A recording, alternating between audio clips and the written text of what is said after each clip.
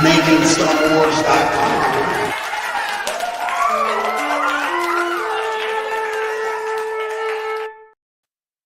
Hey everyone, I'm Jason Ward from MakingStarWars.net, and this is Rob from the Afterlife.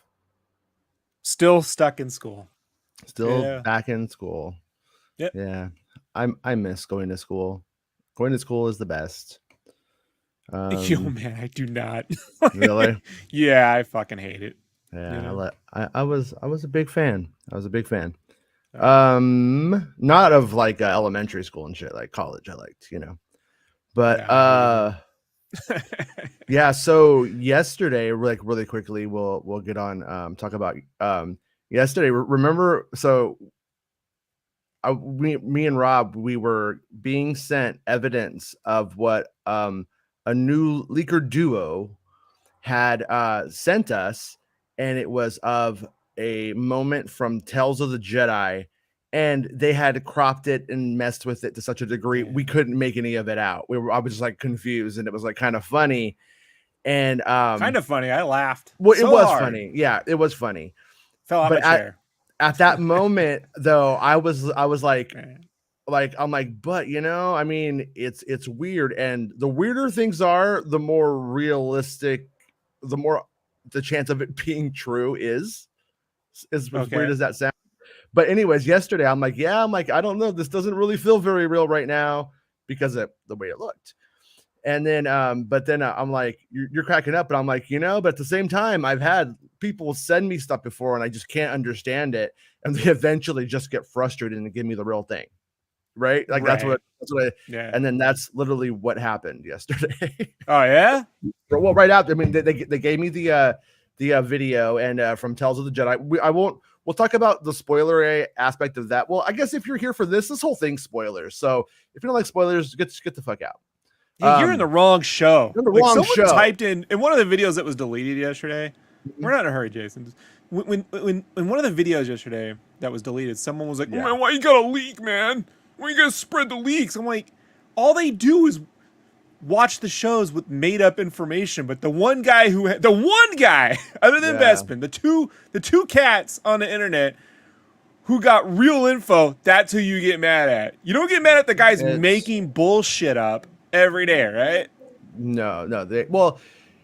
I don't know who that person was, so they just might go around going, all leaks are bad, I'm morally superior. It's not just them. I've heard this before, I adhere to the desires of a corporation. Like when you were on the Kenobi stuff, right? Mm-hmm. This was like, there's a couple people who are like, man, why you got, like on Twitter and shit, but they're like, why you gotta like spread the info? I don't want to know. Meanwhile, Lucas is telling Spielberg, hey man, just go watch. Anyone read Jaws? It doesn't matter. Read Jaws, Steven Spielberg. Yeah, you should just. We need him. We got to make a meme of Lucas with that quote, so that we can just reply to with that meme. You know what I mean? Every time someone bitches. So, anyways. Yeah. No, I mean, there's those people who always want to tell other people what they should be doing with their lives and their time. They're fucking weirdos. Who cares what they have to say?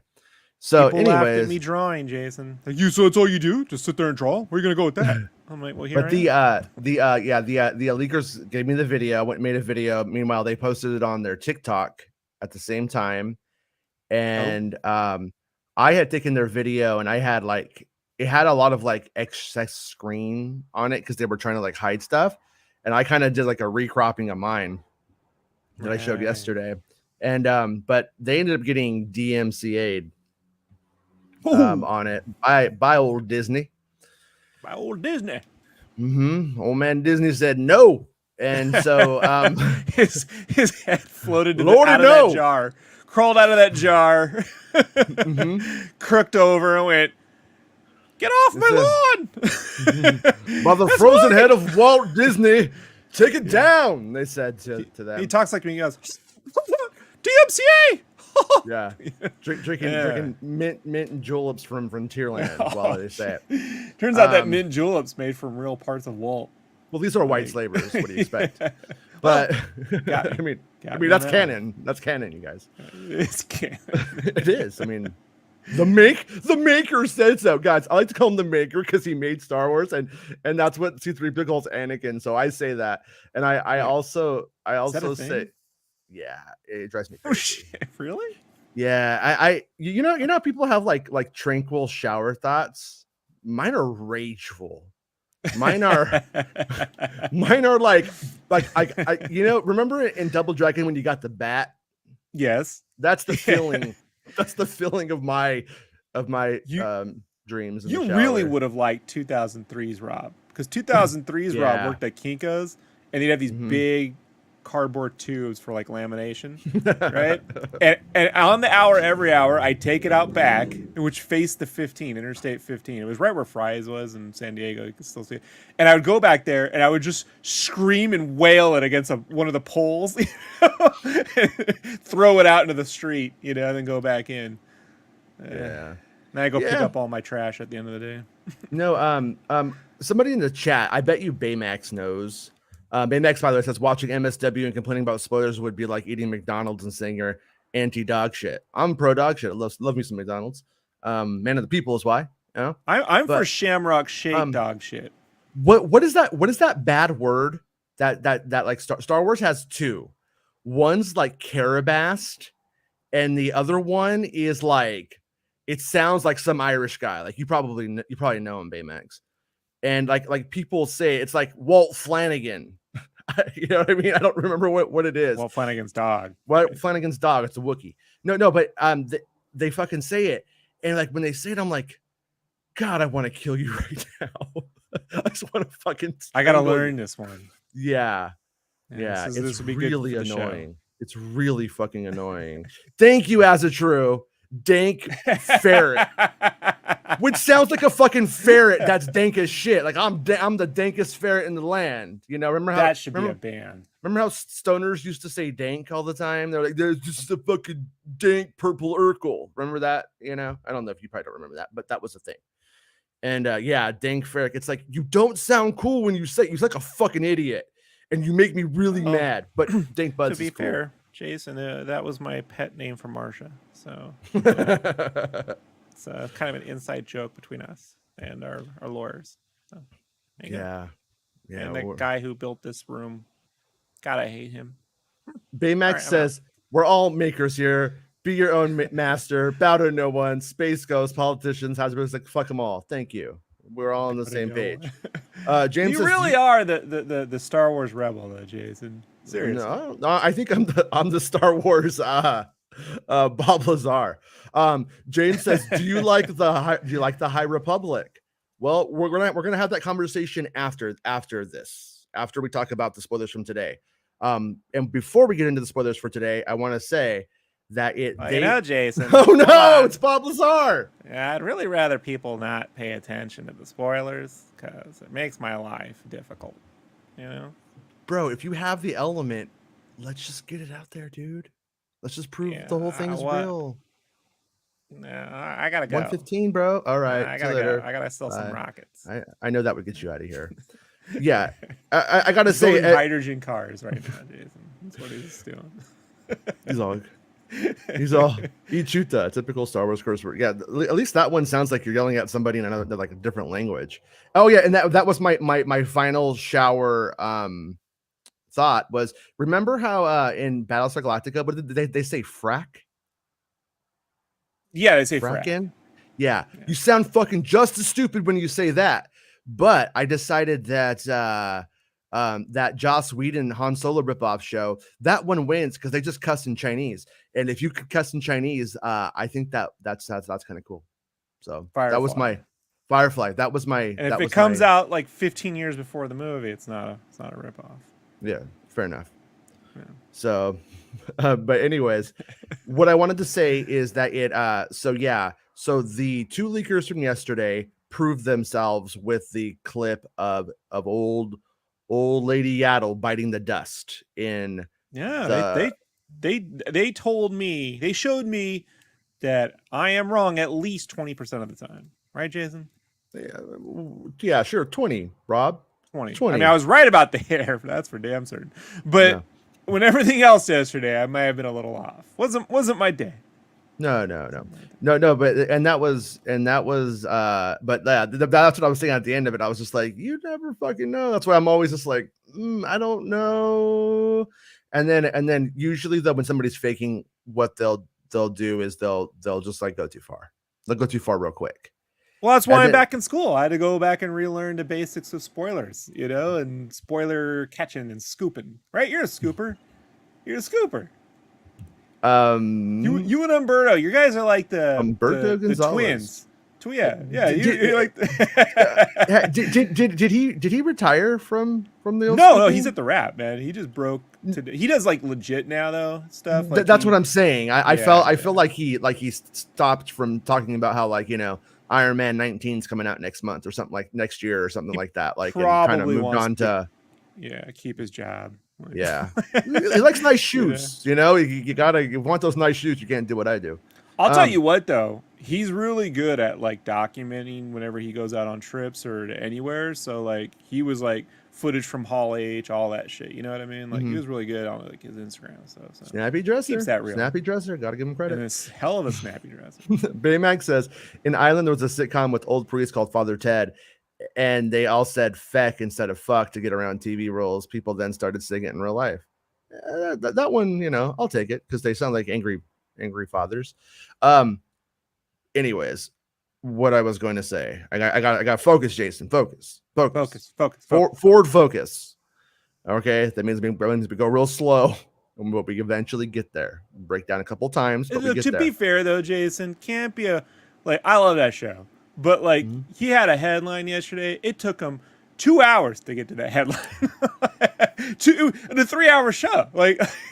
Yeah, somebody was asking me the other day. They're like, do you not like Campia, or do you like Campia, and stuff like that, And I don't know if they were like trying to get me to talk shit or something, but I'm like, the truth is that it Campia for the most part, it's kind of when I say irrelevant, I don't mean he's irrelevant. I mean irrelevant to me in the sense that I am mostly about Star Wars spoilers, and the movies that I generally watch outside of Star Wars aren't the kind that usually are getting covered in the Campia stuff. You know what I mean? For the most part.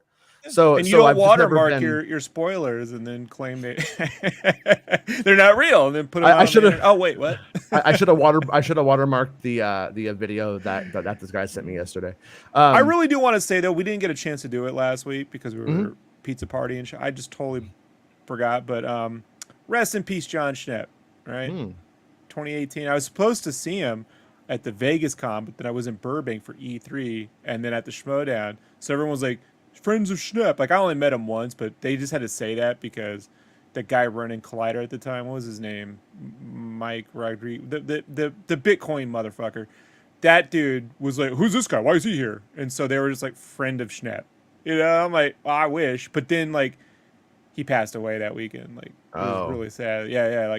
So, rest in peace, John Schnepp. John, honestly, Jason, man, he's the greatest nerd ever. Yeah. Cool. I mean, he's in Ferris Bueller's Day Off, bro. He's in the movie. Cool. Yeah. That's pretty cool. Yeah. All right. Well, yeah.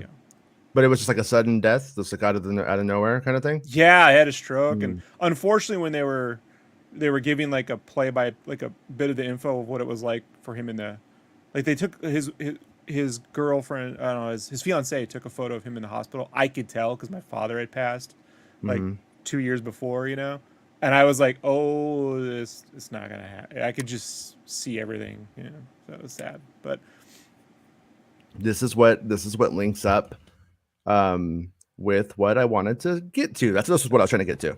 So now for the real stuff. Those guys, they had a good day.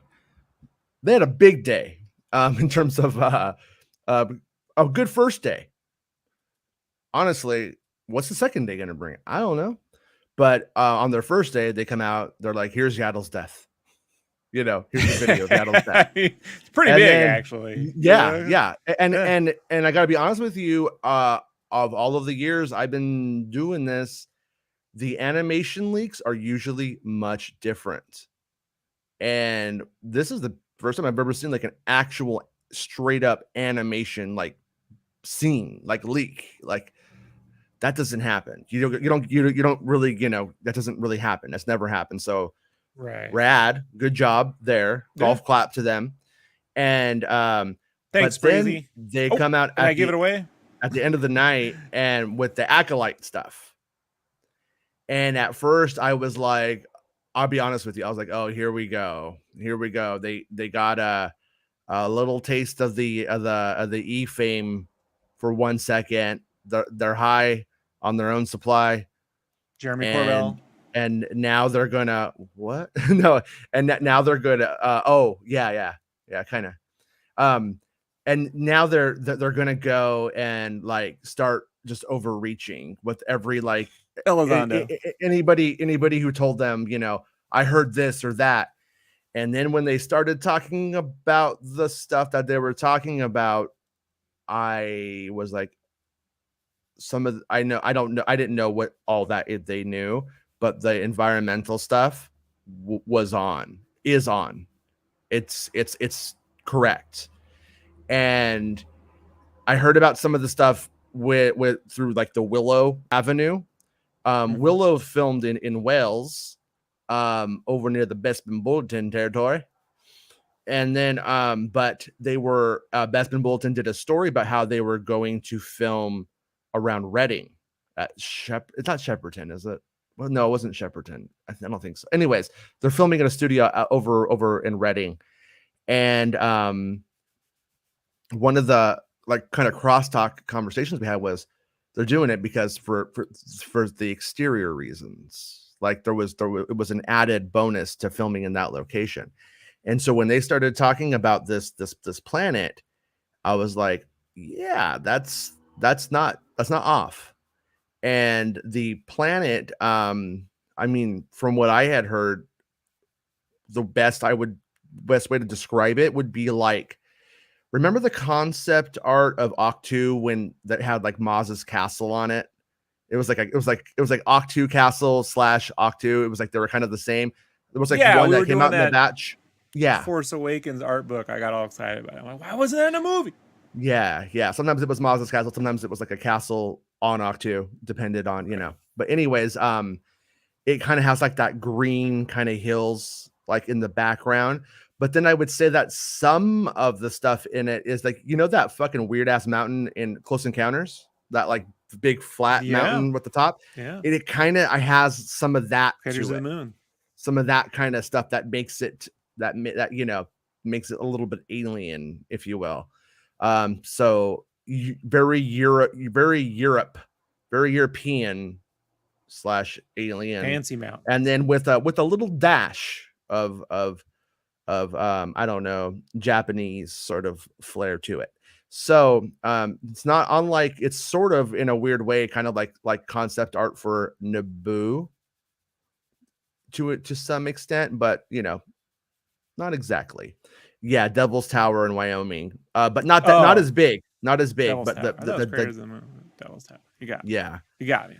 So anyways, that was that other movie where they were trying to go to Craters of the Moon, whatever the movie that was. Maybe Tom Hanks was in it, something like that. So they started talking about that stuff, and when they started saying what they were saying, and then when you take all of the quotes we've been studying from Leslie Headland over the last, I don't know, year, it computes. So I am going to say that I don't think that I think these guys are going hard, fast, like early for sure. I don't, and the one thing I would be cautious about, I guess. I mean, I'm not here to be fucking grandpa leaker to anybody. Like, they're not asking me to, so I'm not going to do that to them. But oh, hold on, that Simpsons character is going to get some play on this channel now. Grandpa Leaker is going to show up. Yeah, I got Grandpa Leaker. I'm going to work on that. But like I've always been a bit cautious about showing my hand too early and then giving them time just to change it to a different for any given reason. Let's just pretend they were kind of on the fence about something, and then I come out and say the voice of Qui-Gon Jinn talks and then they're like, you know what, it leaked. I like this other idea better. And then the things get changed. So Jason directly affects the shots.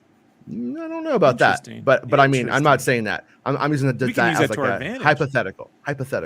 We can use that to our advantage. But what I am saying is the Acolyte hasn't, hasn't even filmed yet. So these guys, they blowed the load early. That's what I'm going to say. I don't mean that in a bad way, because they got to blow the load. These guys did this. These guys, no, and I'm not saying that critically, but I am like, so. And there are what I'm trying to say is everything that they are saying, I'm going to say is likely very on, give or take a small percentage of interpretive analysis, just kind of changing, just being a little bit different. That unlike happens. Me, I'm way off. Well, like if I told you, it looks like the Close Encounters thing, or whatever, you could take that to mean something that, there's just people, it happens. It's like a game of telephone sometimes. But what we end up with here is that it hasn't shot yet, and it's gone through several revisions. It's gone through production delays where production was going to start at Pinewood, halted, then decided to go somewhere else. And during all of this time, things have been revised and have changed. So we hope, because we want. I'm still laughing over Grandpa Leaker. Like, because I'm listening. But yeah, but because Grandpa Leaker here, leaking around my name with all leaks. me and Bestman are going to be like the two guys from the Muppet Show. Oh, went too early. Oh, I blew my load early. No. But anyways, and I'll be Fozzie, where you both just make fun of me whenever I come out with my jokes. Yeah, it all works out. Right? Pretty good, right? Yeah. So anyways, we are, because we want to know what's going to happen. We want to hope that at the iteration of the story stuff that they're getting is the current iteration, and not, let's say, the Pinewood. We'll call it the Pinewood iteration, just to kind of make it different. And so that's just something to always to keep in mind. And also, if for some reason this stuff ends up not panning out, and that is the reason, what they're saying could be true from a certain point of view. If it's not, like I've released cutscenes before. I released cutscenes this last couple of months, and people called me bullshit on, said it was bullshit. Yeah, I know, it was rude of me. Yeah, you got to stop giving that Josh guy's ideas. But that said, okay, it ends up it ends up being like, no, the leaker's correct. It's just everything is true at a point in time, and art, but art, is an evolving process. It's revise. So, but why I do think that this information is solid either way, most likely, is that it's very broad. It's not like deep details about every episode or anything like that. It's like the plot of the show. And I feel like you could change a lot of stuff throughout it, but the general gist, like if you're making Battle Royale or the Hunger Games into a movie, right? Things are going to change, but there's some things that are going to stay the same, like the Battle Royale nature of it. And I feel like this story is maybe the most Hunger Gamesy Battle Royale kind of. Let's be honest. There's only Battle Royale. Hunger Games just ripped it off. Yeah, fair enough. Let's be honest. Battle Royale is rad. Yeah, it's fantastic. By the way, have you ever like said the wrong thing? I don't mean like SJW-ish kind of stuff. I mean, but you ever like say the wrong thing and you felt it coming out of your mouth incorrectly and you knew it was wrong and you couldn't stop it? You mean like an insult or just accurate information? Just saying something incorrectly. Because I remember when I was in grad school, it was like one of the first days, and I had just seen Battle Royale. Mm-hmm.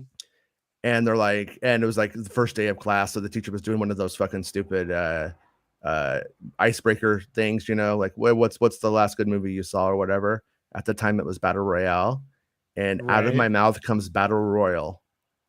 I don't know why. Everybody's like, that's Battle Royale, you fucking idiot. I was like, I know. Yeah, well, it happens. Yeah, when I said Jeremy Corbyn, and it was James Corbyn, and the chat took the time to, not just the chat, but in the comments on the video, they're like, it's Jeremy Corbyn, idiot. I'm like, James Corbyn, idiot. Big fucking difference, guys. Big fucking difference. Come on, this guy, he does car karaoke. So yeah. So anyways, so that's a little bit of just the my general thoughts on where this is going to go or whatever. And these are the names of the two leakers of the information. They're like the Simon and Garfunkel of fucked up names for leakers, maybe. I mean that respectfully, but it's really hard. I'm calling the first one Ace, and I call the second one Nerd. Beavis and Butthead. Right? Yeah. But I mean, they might think that's rude, but it's like a term of endearment for me. Yeah, no, we love those guys.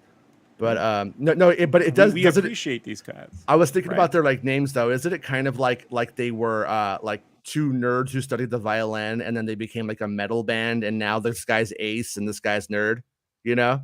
But like then you find out Japanese band, Jason. And then you find out later on though their name is Ahsoka and Naruto. Do you think he runs like Naruto? Because he ran really fast into the spoilers. I'll give him that. So that's cool. Maybe he was the one cat who showed up to Area 51. This is the Leslie Headland quote.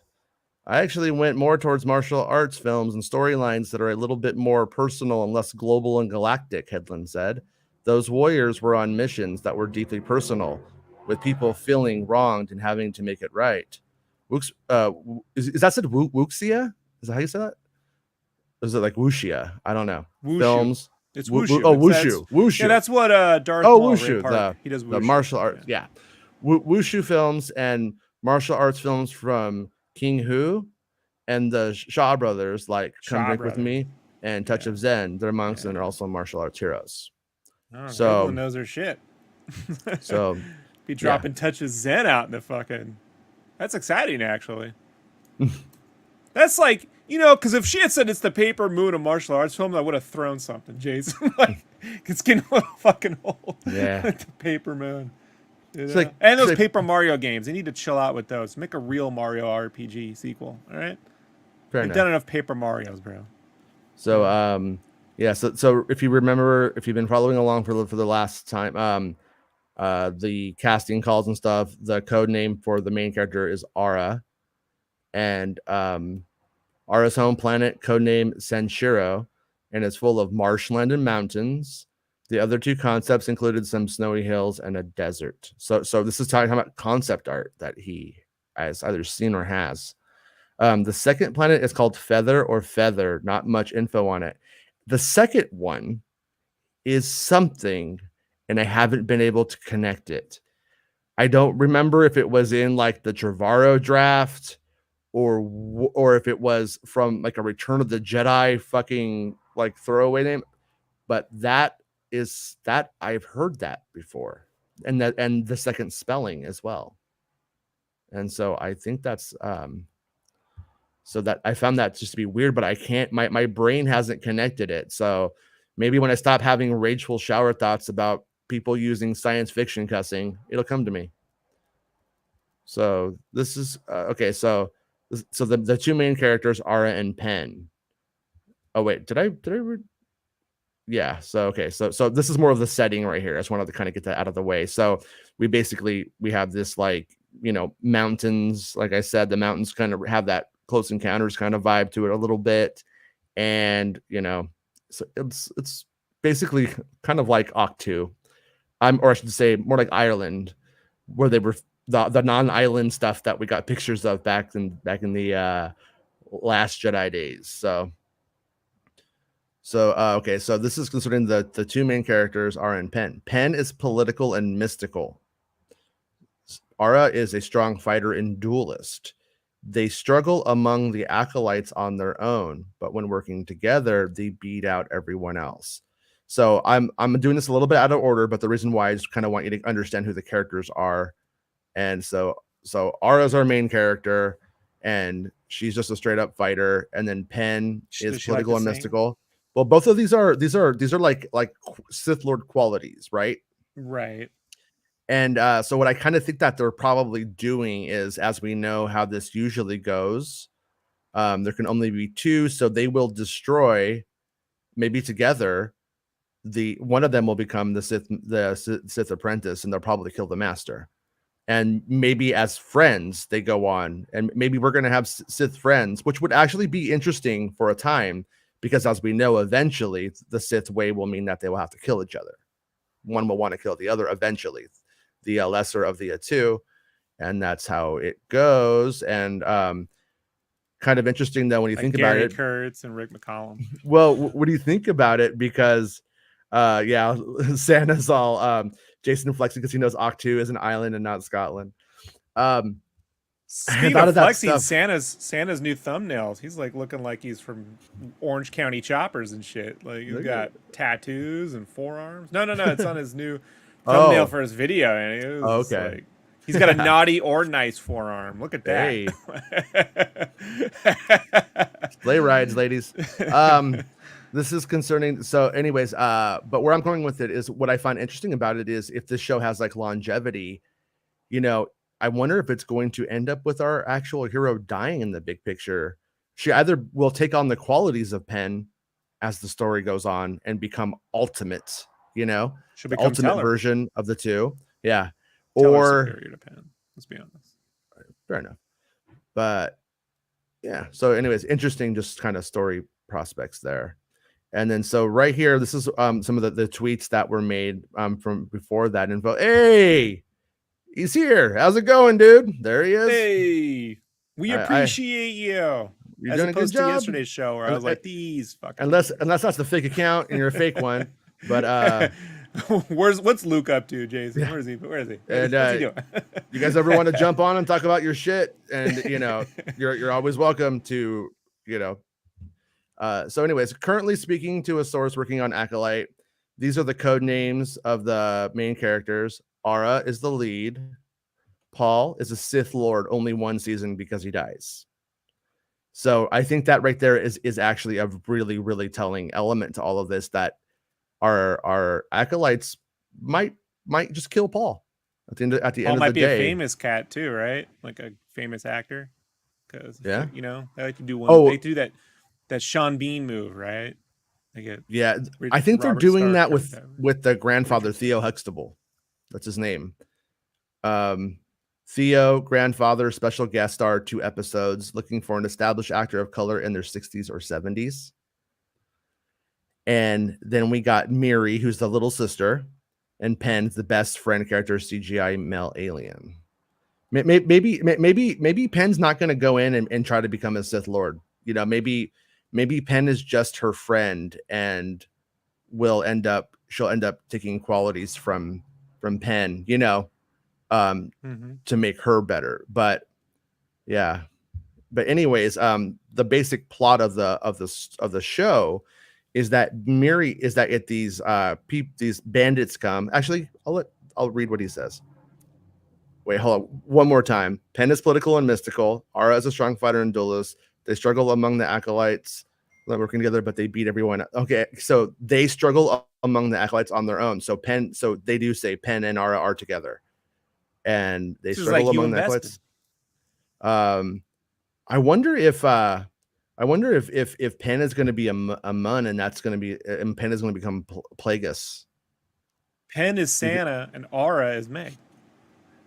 We have an Aura in our chat usually, but no. Anyways, but where I'm going with this is the Mun or Mun. I don't know if it's Mun or Mun. I can't remember what the pronunciation is. Yeah, but that's what Plagueis is. Plagueis would likely be done in some kind of CGI potentially, and so you know, we'll see though. Anyways, note the sister who is taken, and this is the big part, is taken to the Jedi. The reason Aura wants to win the Acolyte program. So here's the actual story. Okay. Aura's village on that grassy place is attacked by raiders regularly. So we have like a 7 samurai situation, like 47 Ronin, except the attackers are primitive. They're tribal. They're not totally sentient. They're just alien. And this isn't related like to it. Yeah. Well, there was concept art for The Force Awakens of these marsh people that were primitive, and they were going to be on Jakku before it became Tatooine 2, when it was a marsh planet. And Hill People was trademarked by Hill People Michaels. So. The wait, I'm trying to make this work. The Hills have Jedis. No, I tried. Lothar of the Hill people. It's the whole thing. I kind of like the Hills have Jedis though. It's kind of good. That's pretty good. Jedi come and protect them. So these are High Republic Jedis in their stupid white robes. Come and protect them in exchange for a few kids to train. So this right here makes it now. Once again, this is interesting. But the Jedi come to protect them in exchange for taking a few kids to train. Ara is too old, but her sister is taken away. This eventually convinces her to join the Acolytes. So what we have is Jedi who will probably come in and are like, "Hey, listen, you got to work with us, and we need recruits. And when you have kids who meet the standard, they need to come and train in the order. They have this gift, and it would be a good thing." That's probably how it goes. But from her point of view, these Jedi won't work with them unless they give their children away. And so you could see how from her perspective that comes off as brutal. Well, the Jedi are always willing to adopt, right, Jason? Right? Well, no, that's yeah.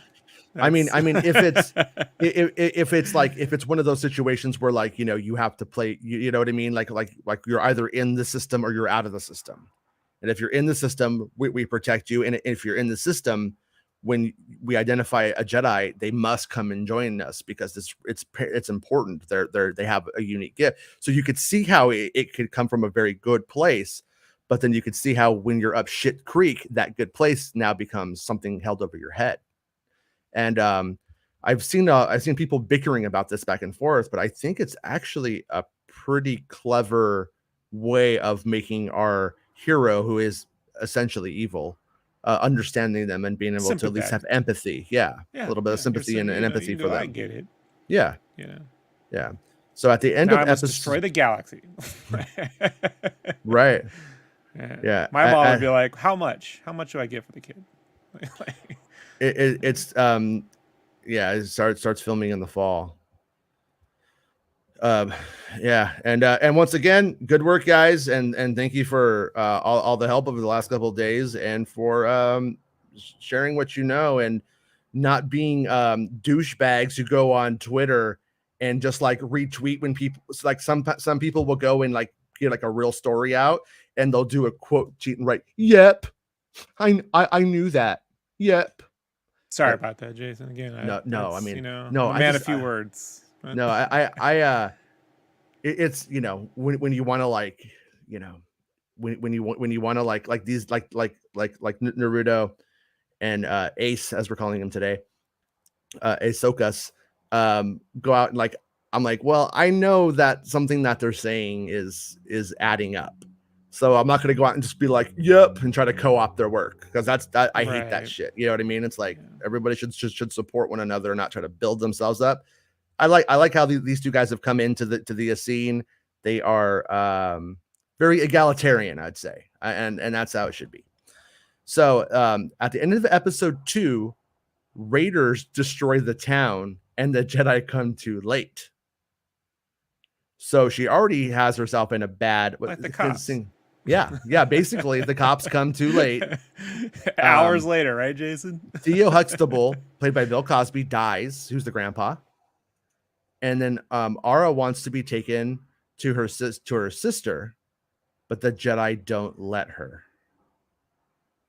So the Jedi arrive. She's one of the only ones left, and she's like, I want my last living family member. And they're like, "Sorry, attachments," And so what can you do? Yeah, I mean sorry, thanks, George. It's all George's fault. All these wars are George's fault. Yeah, so it's like so I like this plot. So you know what I mean? Like this drive. Yeah, it's like I also liked Reba's setup of being, hey, these guys failed me, it's your fault, and that kind of stuff. But this does feel a little bit more sophisticated than that. I don't think they're going to take 8 episodes to let you in on it, Oh, actually, in the next slide, they say you don't learn it until episode 17 in season 3. So damn you, holy something. And Got me again. Got me yeah. again. And so I think that was the like gist of the information. Um, he tweeted out a bunch. I think he posted some on Reddit. Might have been some on TikTok. I don't know. I don't look on TikTok. I haven't been able to get into a TikTok yet. It's still a little bit too I really surfaced. get headaches from all the videos, and Instagram's driving me nuts with that shit. So Yeah, Instagram is trying to become so dumb. TikTok. You know, they did that. The Facebook and Google did that thing 10 years ago, and they're like, "Oh yeah, no more news blog sites. Everything's going to be video. That's where all the engagement is." And then they killed all those news blogs, and then all the video sites died because no one's got time to watch video every fucking day. You know, so people barely got time to watch this fucking show, Jason. Even the 4-minute ones you do. If you're when you do those 4-minute ones, they're like, "Come on, just give us the info, Jason." Yeah, Take it to it's them.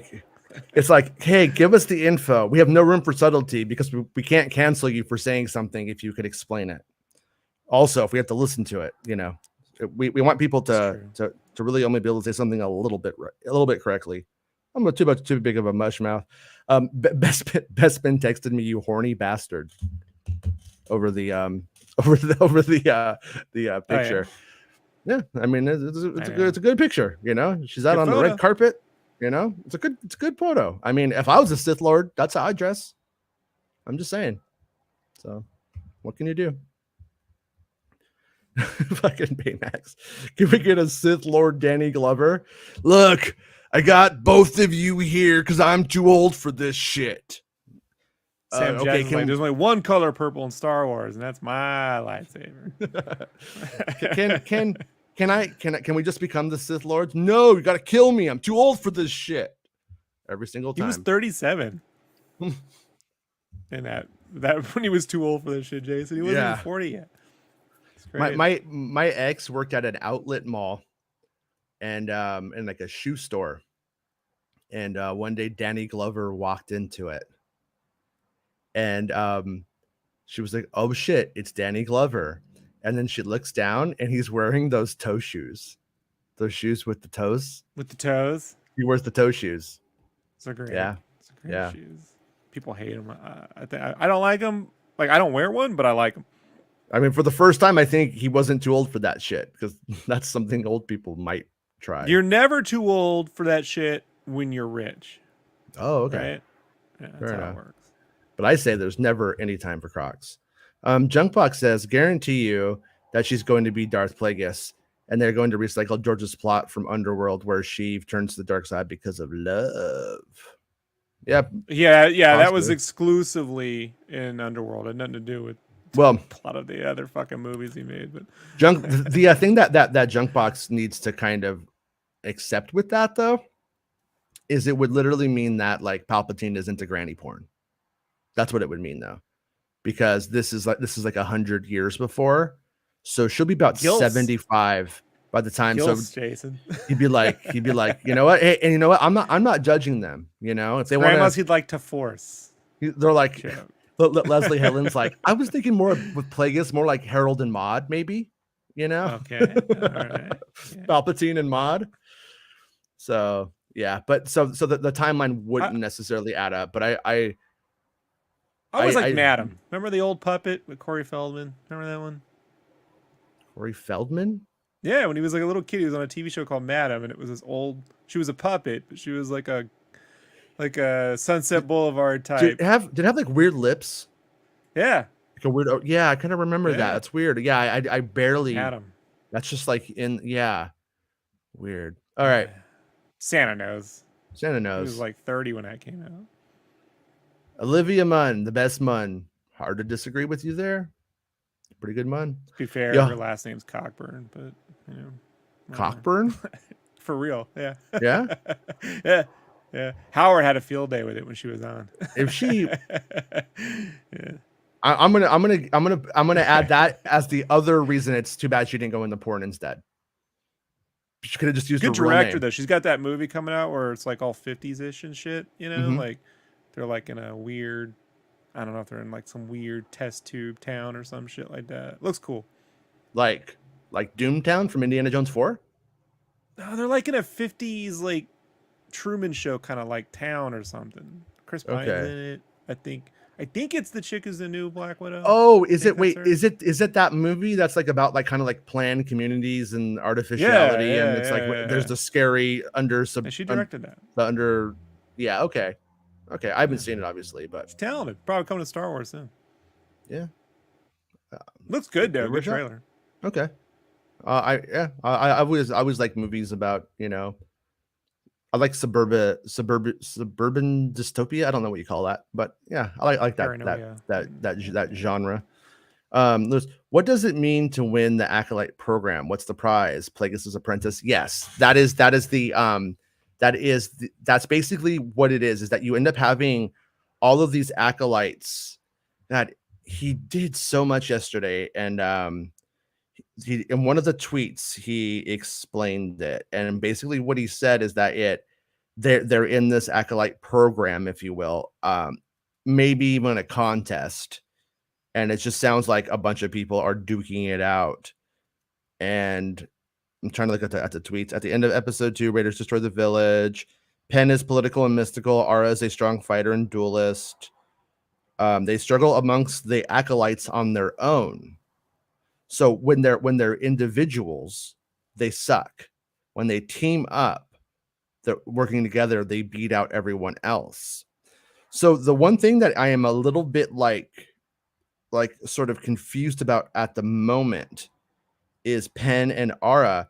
Is Penn from her village, or do they become best friends in the program? It sounded like it makes more sense that they become best friends in the program. Right. So I'm guessing that in the program that's when they team up. For whatever reason, I thought they were friends before and then went together, kind of thing. You know what I mean? And then it was gonna be like best friends having to destroy each other from who had strong ties, but I don't think that's what it is. I wish I had figured that out earlier, because I could have asked him. But if you're in the chat and you can just tell us, Naruto, that'd be cool. If you know. So will we hear Plagueis' voice? Yeah, he talks like this. Hey everybody, welcome to the Acolyte program. Like Judge Doom. He every day he goes up to the Jedi Council chambers. He's all, I am Darth Plagueis, and I'm here to destroy you. I'm a Sith Lord, and they all just laugh, and they just like there's no way. Oh man, I'm for real. I'm a real Sith Lord. I'm a real Sith. I'm his apprentice. I'm his apprentice. That's right. You're all gonna rue the day. Damn it! Stop laughing. Yeah, y'all fucked up. You have a millennium of hurt coming your way. So just for that, Rehan Johansson's coming back. I'm bringing him back for 9 more movies. And Kitty Mundi, who's like 100 years younger, and whose head is not as erect as it just kind of grows over time. It's going to culminate in an Avatar crossover. You're like, getting it all now. RF Gaming Channel says that pick is the best Star Wars content ever. I mean, I don't know why you would say that. I don't know why you think so. I mean, it's the logo is fire. Yeah, I agree. Yeah. I mean, it might be my my image making skills. I mean, it might be that might be what they're talking about, is my ability to just take random images and Darth Maximus says she's hot. That's what it is. Okay. That makes sense. That makes sense. It all tracks. It all adds up. All I see is distress maps and embossing, Jason. That's what I was, you know what I mean? Yeah. Jugbox says, I have no problem. Bring on the gilf porn. The more the merrier. Just wait until all the manufactured outrage. Yeah. Well, the manufactured outrage was starting when that plot point leaked. That love that I mean, and it was a woman, therefore they're saying women are bad. It's like, no, you know what? As a feminist, we should be able to totally agree. Fucking women are as bad as men. We all have the same potential. Therefore, women suck just as much as men. That's just the way that it is, But some of these people think that being a feminist means putting women on a pedestal and showing deference. I ain't showing fucking deference to anybody. Fuck that shit. But you can be a feminist and believe that, because feminism just means believing in the equality of the sexes, and I do. And you listen to Helen Reddy, like I do. And I don't think Helen Hunt looks like Jennifer. Doesn't look like Leah Thompson. That's crazy. Johannes says, "Do you think Lucasfilm will go all out at D23?" I think they will try to. I said she looked like the chick from Summer Rental. Not Summer Rental. Summer School. No, Summer School. That's who I used to get her confused over. But then you had a slight resemblance to Helen Hunt, but yes, Jodie Foster's higher up on that list, certainly. Leah Thompson looks like a little Irish gal, and Helen Hunt looks like a tiger person. You just you saw Back to the Future 3, and you just won't let it go. Mm-hmm. Yeah, you're good. A good old 1885. So anyways, do I think me and Bespin have been talking about this? Bespin, if you're still here, feel free to share your thoughts on that one. Do you think Lucasfilm will go all out at D23? I mean, like all out, me and Bespin are on the same page where we think all out for Lucasfilm is going to probably be Indiana Jones centric. Some Willow. Oh, I got something on Indiana Jones. Oh yeah? Yeah. So he's a come adventure. Remember, that's what you learned. I was watching Fat Man on Batman the other day, right? Okay. And they were going over the new Wakanda Forever trailer. And in my head, I was like, oh, the guy who cut that trailer was on Twitter announcing that he cut the trailer, right? And I was proud of his, and I like retweeted and shit. Anyways, Kevin saw that guy on Twitter and had him on. And it turns out he also cut the first trailer for The Mandalorian. Right? Like he works at Disney. Okay. And so they said, well, what are you doing next? Well, I can't say anything, just that, it's, then he goes, it's just, it's the reason why I got into like film in general. And, they announced the film like 5 years ago. And now I'm finally get to make the trailer. And he's like, I probably shouldn't say anything more. And then 15 minutes goes by and his dog gets in the camera and he goes, oh, that's my dog, Indy. Named after my favorite movie. And then Kevin goes, I think we figured out that movie you're working on. He goes, no. So I guess that's the guy who's cutting the trailer for the new indie movie. Somebody just sent me a bunch of Acolyte concept art. Yeah, well, and you can't be putting none of that on the radio. Yeah, we can. Love the DMCA that concept art. No, footage is different. And thank you. Thanks, Frank Marshall. Frank's always coming through, right? I'm just trying to invite Bespins. I'll forward that shit, brah. You got it, homie.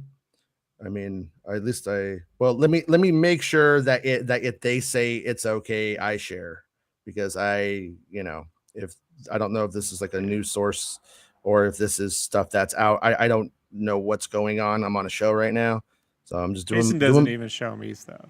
Like when he had all that Kenobi stuff, he didn't even tell me. I'm so busy. I just say, okay, they say I can share. Okay, so here we go. Let me get this over to my computer, and we're gonna look at Acolyte concept art. Let's see here. Hey, Naruto says don't show. Oh, does he? The real Naruto. Yeah. Wait, he says. Look at the chat. What? Okay. No, do not show. Don't show. Okay. I won't show. Not gonna show. Aren't you glad I can see the screen now, Jason? I gotta say, no, it was not from them. Somebody.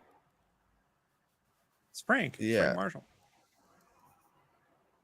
Yeah, I won't show it, man. If you say don't show, I won't show. I gotta be honest, it is going to come out now. Somebody, I guess I'm trying. I'm going to send it to a SOCAS right now, and to see if this is your guys' stuff. Is this your stuff? I'm asking him now, okay? Yeah. I can show? Okay, I can show. All right. Hey. Jason, this anticipate. I gotta pee. You know what I mean? God damn it. Mm-hmm. So exciting. I'll be right back. All right? I'll be right back. Go pee. Okay, I'm gonna put this. I'm gonna get this onto the screen right now. And boy, what a day! What a couple of days, huh? I gotta say, I was not expecting this. All right, so here's oh, this one is a little bit more marshy than the stuff that I had seen before. I will say, way more marshy. The stuff I saw before was a little bit more mountainous, I'd say. But here we go and share. Just boom. So right there, we got some little bit of the marshes. All right. And then I am going to and Santa, I will be sending you the link. I was in the process of it when I saw this. So right there we have our first piece, which is like in some certain ways, this reminds me of the original Jakku, with a little bit with mountains in the background, you know, with like it's a little that's kind of the difference. And then here's the other one right here. And just in case you're making sure that we're not showing you like James Fenimore Cooper paintings or some shit, you know. You can see the tech kind of stuff. Naruto says not real. It's not real, huh? You're saying fake? Interesting. What is going on today? You know, is it real? I mean, is this from like another film? Is this like another film that's similar and stuff is being used? Because the you know, kind of has similar vibes to some of the stuff that I've seen in terms of the rocks in the backgrounds right there. Looks very, very, very similar to some of the other shit that I've seen, like with those. You know what I mean? Like, I don't know, man. I mean, it might be real. I mean, unless there's, I mean, if you know, okay, so you're saying it's not real concept art. That's Rebel Moon. Gotcha. It's really similar to the other stuff, like really similar. So there we go. That's what happens when you try to do shit live. That's not what was okay. So Ahsoka said that's not what was leaked. It's something similar I found. Just got stock images off of Google.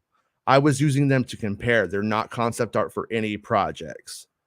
Okay, there we go. So context matters, people. Okay, it's photos that represents them as okay. You got to talk about bearing the lead. I'm just thanking them for trying to help. But yeah, that stuff looks like really similar to the work that they're doing on the other production. So Naruto says the real concept art is taken by a phone camera and is shown on a monitor. Oh, is that right? Okay. I got so excited by all the leaks I had to leak, Jason. Damn. Yeah. Well, to be fair, I think that Naruto and Ace are in league with us. I think they squirt because they're squirt everywhere. You know what I mean? So give By the way, that was my favorite drink as a kid, Squirt. Squirt. Oh, I still fucking bottles? love Squirt, man. I'm like, They still have it? Oh yeah. I see it, man. I see it at the store sometimes, and I'm like, I look at it, dude, and I'm like, you know what? I want to buy a fucking 2 liter of Squirt and that jalapeno cheese dip from Frito-Lay and some tortilla chips, and I just want to fucking just go fatter. And then I go, I like those jalapenos with the can of chili. Yeah, that's how I would do it. Yeah. Good stuff, man. Yeah. So, but anyways, yeah, this stuff looked so similar to what they were doing. I was like, oh yeah, I mean that is very, very similar to what they are doing on that world. And Arya says, I just hope to God they go outside and don't use volumes. So tired of the volume looks when they aren't used for cockpits. They have confirmed that they are making a volume out there in Reading. So that's not shit on the volume. When visual effects are done right, you can't tell. All right. Yeah. So if they're gonna be done on a budget, then that's like you can be done on a budget well. The volume was used even on Boba Fett for that Ringworld planet, and it looked amazing. Right. So the real thing is when they have sets, physical sets, they need to texture and dress them up properly. You can't be doing Jabba's palace as an empty room, you know what I mean, with some volume backdrops and shit, and call that Jabba's palace. So Yeah. Well, no, and that's the thing where I am holding out hope on this one is the fact that if they are filming in Europe where they can go to locations, and I heard that was a reason for moving towards Reading. I'm trying to get the link to give it to Santa. I've been trying to do this for like 5 minutes and I can't focus. Too much stuff going on with this old I show. wasn't even here. I can't blame me this time. What is going on here? Okay, here we go. All right, now I can send it to the old Santa man. I think, yeah. Oh, no, let me do it. Okay, I think it's Santa Man can. Santa man. Come on, Santa man. Can. All right. Sometimes Who can it will. hit you with your naughty or nice? All right, come on. Come on. If you come on. I'm trying to say. Yeah, we could do it. Whenever. Meg too, if you want. Love us some of that Star Wars Meg. So yeah, so Naruto's saying, well, they built a new volume. And it makes me I kind of think that the volume stuff, like it's interesting with what we know about the plot of the story so far, because I have to think that we will end up seeing the civilized republic. Otherwise, why do it? Why do it in the time if we're going to keep her sort of, in feudal Japan planet or whatever? You know what I mean? Like that kind of idea. So, and but what I'm kind of thinking is going to happen here, how this is going to spiral into a saga, is I think you're going to have the sister become the Sith apprentice by the end of the season, right? Which is what it's inferring happens. Then the other sister's a Jedi. And therein lies a lot of conflict for the future. Right. Where it's good. It's strong. And it all ties into Star Wars Eclipse, right? Yeah. And the drive of the Sith apprentice or of Aura is that she wants her sister. She wants her family. And so, she may end up corrupting her sister. They may end up becoming the Sith Lords by the end of it too. You know what I mean? And and the other thing is the other place for conflict here is if you have Penn and Ara become like allies and then respect each other, if not love each other, in a colleagues kind of way, maybe romantically, I have no idea. She's CGI, who knows? But you have them team up, and then what happens when the sister does turn? Gonna have to kill your friend. Gonna have to kill your buddy. So it's definitely an interesting possibility here. Uh-oh, SpaghettiOs. Hey Meg, how are you? Hello there. Hey, and Star Wars Santa. Hello. Santa's here. Yeah. First of all, I have to say, double the shill. Meg, your animated GIF that you have on your videos now cracks me up. When did you start using that? Do you mean the animated version? Yeah. Like yesterday. That's what I thought. I don't want to embarrass myself by, that's been on there for a month. I was like, no, okay, I'll wait. But it's hilarious. It's like Meg riding a bantha. She's just Meg riding a bantha. Yeah. Naruto says filming is going to be more like Andor, real locations and sets. We'll use some volume. That's what my source said. So they're building a volume. They'll be able to use it there. They're probably going to do more production, Star Wars productions there than just this one, or for future stuff. So it makes sense, especially when they do go to the civilized republic, you're not going to want to build that. That's going to be that. Those would be some expensive, like Alderaan. Like imagine Alderaan and Kenobi. If you want, you can't build that on a TV budget. I wouldn't think. And before we go on to the thing that you guys are going to tell me about, because I don't know anything about it. I was sleeping. Bespin got me to play this video game with him, and we started playing it. And then he goes to bed, and then I'm like, I can't stop playing it, and I stayed up all night playing it. The comic binge says checking out, and to say that earlier that dog is rad. I'm a big fan of Reina. The song of the day, Reina by that dog. Listen to it. So anyways, what's going on, guys? What did I miss? I hear that Obi-Wan Kenobi is a little bit like David Bowie. He's a star man. Is that what's going on? Is that what's I think going it's on? pretty cool. Yeah. It's kind of like a callback to Alec Guinness, who was known to be openly bisexual. Yeah. Well, not openly, but closed bisexual.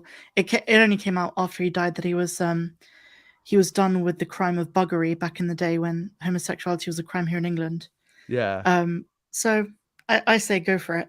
I like buggery though. I mean, it sounds kind of fun. Like, hey, Rob, let's go in the bushes. I'll suck your dick. A little bit of buggery, maybe. You know, it sounds. I'm just saying, it sounds fun. I read the book yesterday. Yesterday, this started making a big wave, and people were losing their minds over it. I was like, I'll wait until I read it before I decide. There in chapter 16, there's like a page where, and first of all, it should be set up. He's like 16-year-old Obi-Wan Kenobi. He's a typical 16-year-old boy, like wondering, am I on the right path in life? What am I going to be? What am I going to do? I mean, sure, he's in the Jedi thing, but is that what he should be doing? He runs across. Yeah, and it's a bit of a Lord of the Flies kind of situation where he shows up on a planet where there are no old people. Mm-hmm. There's only like I remember this. Yeah, I remember that. Yeah. Similar to the Star Trek episode as well, where they go and there's like where are the old people and they're not there. We need the Obi-Wan Kenobi from Family Guy to show up. Well, hello there. You know. Well, so he shows up and they kind of got their own little culture going on. And he's like, oh, like these are all like me. They're like my age and all this. And so he's interacting with them, whatever.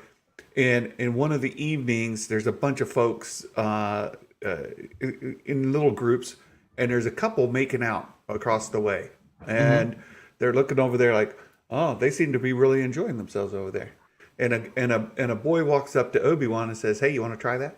And he's like, no. I'm no attachments, no commitments kind of thing.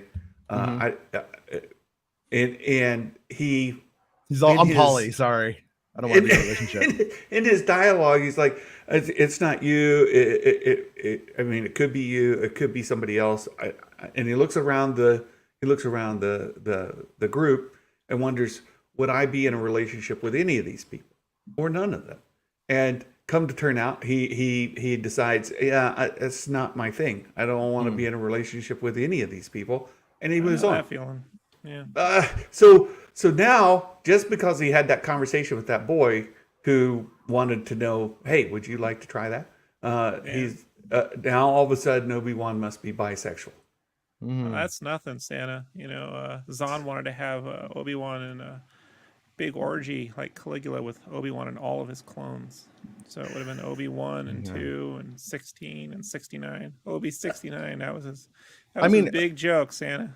No, I mean, I think I think if you're not a shut off person, you would question your sexuality if you're not like repressed and being told, don't be an F word. You don't be one of those F words. And you're just like, I'm not no F word. You know, if you're not growing up in that kind of environment, you go, huh, you know, maybe, you know, and then I think when you're not in that environment, you go either, let's fucking do that. Or you go, I kind of know. I think I'm more interested in the other thing or something like that or nothing. Yeah, you know? At the end of the day, he's not sure if he's interested in anything.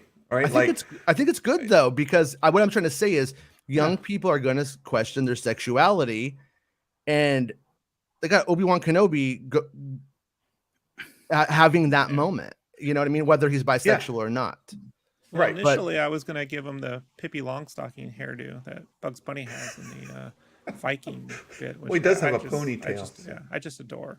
It's my favorite episode ever. I just think it's So, quite but- sad how some people have reacted to it. Yeah. It's Are like they- it's kind of telling of what their thoughts are on anyone who's not like them. It is You know, really and bad. that's a problem I think with a lot of it. Kind of plays into how people on the outside view the Star Wars fandom. Mm-hmm. Yeah, we made the point during my show earlier. There's the line in the Clone Wars animated series where Ahsoka, Saw Gerrera, and all of them are doing a thing, and she sees a boy, right? And she says, "Oh, I think I like that boy," but then the boy likes a different girl, and she gets a little jealous, a little envious, and she's wondering what's going on, right? So. I mean, that was in the Clone Wars. You didn't see anybody lose their minds over that. Oh, Ahsoka, she's breaking the Jedi code, or nothing. Well, now, to be fair, you didn't get the mail, Santa. I mean, you got a lot of mail, but the mail I got on the Clone Wars was it's ridiculous. I mean, I would imagine, based off of what you guys have told me, that a lot of people will be telling on themselves over the next couple of days on social media, and at the same time, what I find like interesting about it, on one hand, I'm proud of them for doing it. On the other hand, I'm like, had you done it with Han Solo though? Because Han Solo, he fucks. You know what I'm saying? Han Solo gets down, but Obi-Wan Kenobi's like, oh, you know what? I'm castrated by my religion. Can't do anything. Don't even have to work it out too much. But it would so in a way it's like they put it on the table and then it becomes sort of a non-issue immediately after. Right. In terms of the characters, like I'm just over it unless they start, having him going like, man, Yularen, that's my daddy. That's why I wanted to read the rest of the book. I finished the book. I was like, okay, is he going to explore this at all? I mean, sure, it's on that one page, and okay, so now he knows there's a boy who's interested in him, and the boy's a good-looking boy, whatever. He's like, do it, Kenobi. Fuck, let me live once, man. So I read the rest. You hear what Dooku did to that guy? He fucking killed him for no reason. To make a great playset too. But it's just people making. I use the analogy of, making a mountain out of a molehill. It's more like Vesuvius exploding. There's volcanic ash and lava going everywhere when really it's a big nothing. It's a nothing burger, right? There's nothing there. There's nothing to get upset about.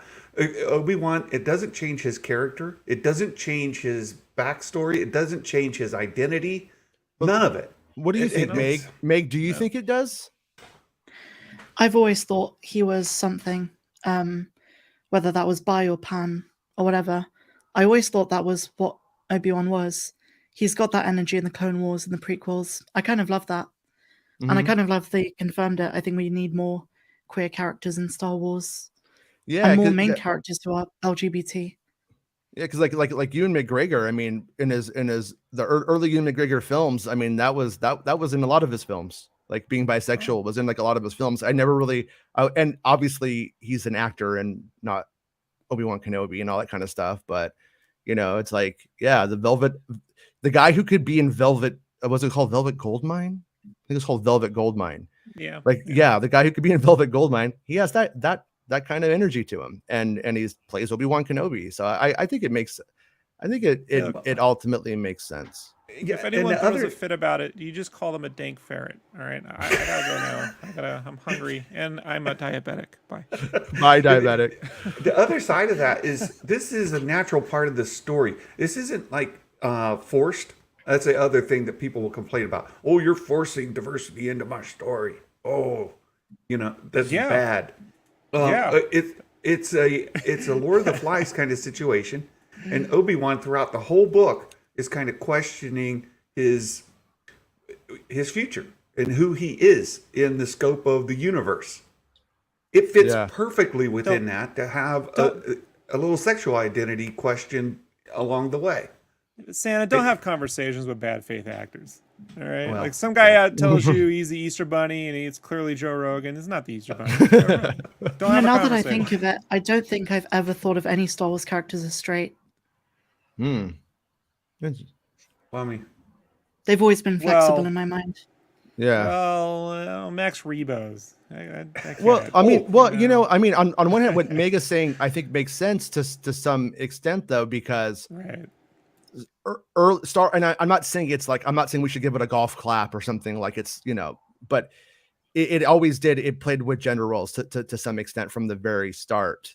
Like from the very start, there were things about like Princess Leia where you're like, oh yeah, Leia and Holdo, they'd scissor. She'd do it. Why wouldn't she? You know what I mean? Crix Nadine didn't end up with that haircut, that Will from Stranger Things haircut on his own. All right, like that's a look. I hope we get like General Madine in one of the shows, but now he has like a full Prince Valiant. Like it just kind of like grows into. Yeah, he's got the full Stranger Things. Yeah, I'm all for it. Yeah. So ridiculous when people are just like, oh, no, the Force. It's a fucking made up world. It's just like your stupid religion. Sorry, Santa. Sorry. no. Well, I'm just saying. What, Nikki? You don't want to hang out with us? What the hell? Come on. There's been room, and this is a discussion that's going back. And I was chatting with Nikki just a little bit ago. Mark Hamill famously said, "Oh yeah, Luke totally could go either way." And to your point, Jason, I mean that goes all the way back to the original trilogy, and then Levi Bond brought up in some of the novels. They explore great name, by the way, Levi Bond. Great name. With some of the with Luke Skywalker in some of the novels as well. So look, this is not new, and in the scope of the story, it fits. It's not forced. It's not something that changes Obi-Wan in any way. I can fix it. I can fix it. Lucasfilm created a whole planet full of bisexual teenagers for Obi-Wan Kenobi to crash land on and try. It's called Rogue Planet, Jason. It's called Rogue Planet. That's it, Jason. That's it. And that's what's going around. That's what's going. People are reading it. They're making their own political story out of it, and social political thing, and just running way too far, and they're telling on themselves. They really are. I don't know. I might just be crazy living in 2022, but why is it such a big deal? I mean, I had a gay headmaster growing up. I mean, all my friends are gay. What's a hen master? In fact, I'm probably more exclusionary of straight people than I am anything else. But I've never I don't heard blame you. Of a We're hen fucking master. evil. Meg. What's a hen master? a principal. Principal. Okay, I never heard the term. That's great. No, you're no one cared. Literally, no one cared. Yeah. No, it's called fascism's on the rise, Meg. And the first thing the fascists do is pick on the what they consider to be easy prey. Well, no joke. Like in 2008, that's when I was I think I was in grad school in 2008. Yeah, and I'm living, I'm in that environment, and I really thought the world had changed. I really thought we lived in like a completely different fucking world in that bubble. And then I went to Michigan with my ex to like see her family. And I went to a Golden Corral, and I actually heard people calling Obama the N-word as he's running for president at the time. And it was just like, that was just a thing. Like in the middle of it, I'm just like, okay. And it's like, but I'm with you, Meg. I like Meg's ideas of the future or of 2022 better than other people on the internet who are probably going to throw like the biggest like fit about it. But it's just like, I don't know. It's so weird because like Americans are so much about rugged individualism. So if you're a fucking rugged individual, then live your life individually how you want and don't tell anybody else how to. And if you think you have the right way, live it the right way to you, but just don't tell anybody else to, because you might be wrong. That's why. But they're also simultaneously deeply repressed, Jason. Yeah. And repression's at the heart of all of this. Grad school. Yeah. We had a big controversy at the time because of a book that had come out about the Boy Scouts of America. It was an ethnography. I can't remember who wrote it now. I'm sorry. But the big thing is when you go back into the back pages of it and read the field notes and stuff like that. That's where, by the way, all the juicy stuff is. If you're in college right now, read the notes at the end. That's where they'll put stuff about people farting and stuff that they won't put in the main text. It's pretty hilarious. Right, Boy Scouts. Oh my God. You fucking Boy Scouts and your circle jerks. It's so weird because there's all of these things with Boy Scouts and circle jerks, and they all talk about being in them. And then you have them now 15 years later, and they are like leading like hate marches against gay people, like in the South. And it's just like, you know, you might be a little bit more flexible than you think, buddy. You know, I've always thought that. I've always thought there's a reason people who hate on a group. I always think a lot of them, the main reason is they're more afraid as George Carlin said, they're more afraid of the gay inside than the gay outside. Well, that's a really good point, Meg. And I wanna, because Baymax and I had a little chat about this yesterday as well, and it has a lot of the most vocal opponents to any kind of other than heterosexuality, whatever the norms are. They are the ones who are the most closeted, and it's happened over and over and over again. And I know that. Look, my upbringing, my political beliefs are very different than all three of you. But I was in the arts, right, as a trombone player, as a musician, and I was in the United States Army during Don't Ask, Don't Tell, right? And so it was a very closed society to homosexuality in any form. However, when you get around a bunch of musicians, you get around a bunch of artists, there will be a larger population of different people because of the artistic side of it. It just is a thing. And there were people we knew in my Army unit who were gay, and we didn't ask and they didn't tell. And it was obvious. We knew, they knew, we knew. It's just like, we're just not going to say anything. And it never bothered me that the Sergeant Masilko or my friends were gay. Didn't bother me at all. Yeah. How would that make a difference? Even though it was against regulation, it was against the rules. I also feel this is why all you cats out there hate Avatar so much, because deep inside you're a 9-foot-tall blue alien and want to wear a loincloth, jump around floating mountains and shit, just like me. Like me. You somehow managed to take this conversation into fucking Avatar.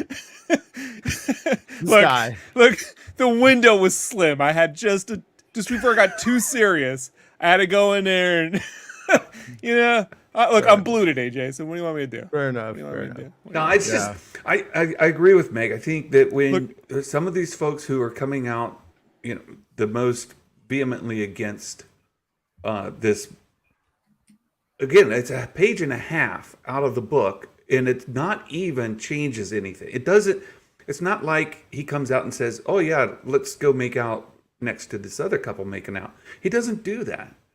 You know what they're going to say now, Jason? This is why the book shouldn't be canon. And they're going to be, "See, Rob, we agree with you." And I'm like, "No, that's not why I mean it." Damn well, that's not what I'm making a big deal of it, and I think Meg's onto something. I'm saying. I'll say this though about I was in the Army during the Don't Ask, Don't Tell days. Let me tell you what immediately happens to at least 3% of the heterosexual population in the Army. They go, "You know what? If we just start making out, we can get out of here." I'm telling you, God is my witness, right? If there is a fucking Lord out there that ain't Santa, I shit you not, I watched it happen several times in basic training alone. And then in the duty station, they get real tired of like, "You're not gay, all right, and then this is all this fucking, it's so dumb.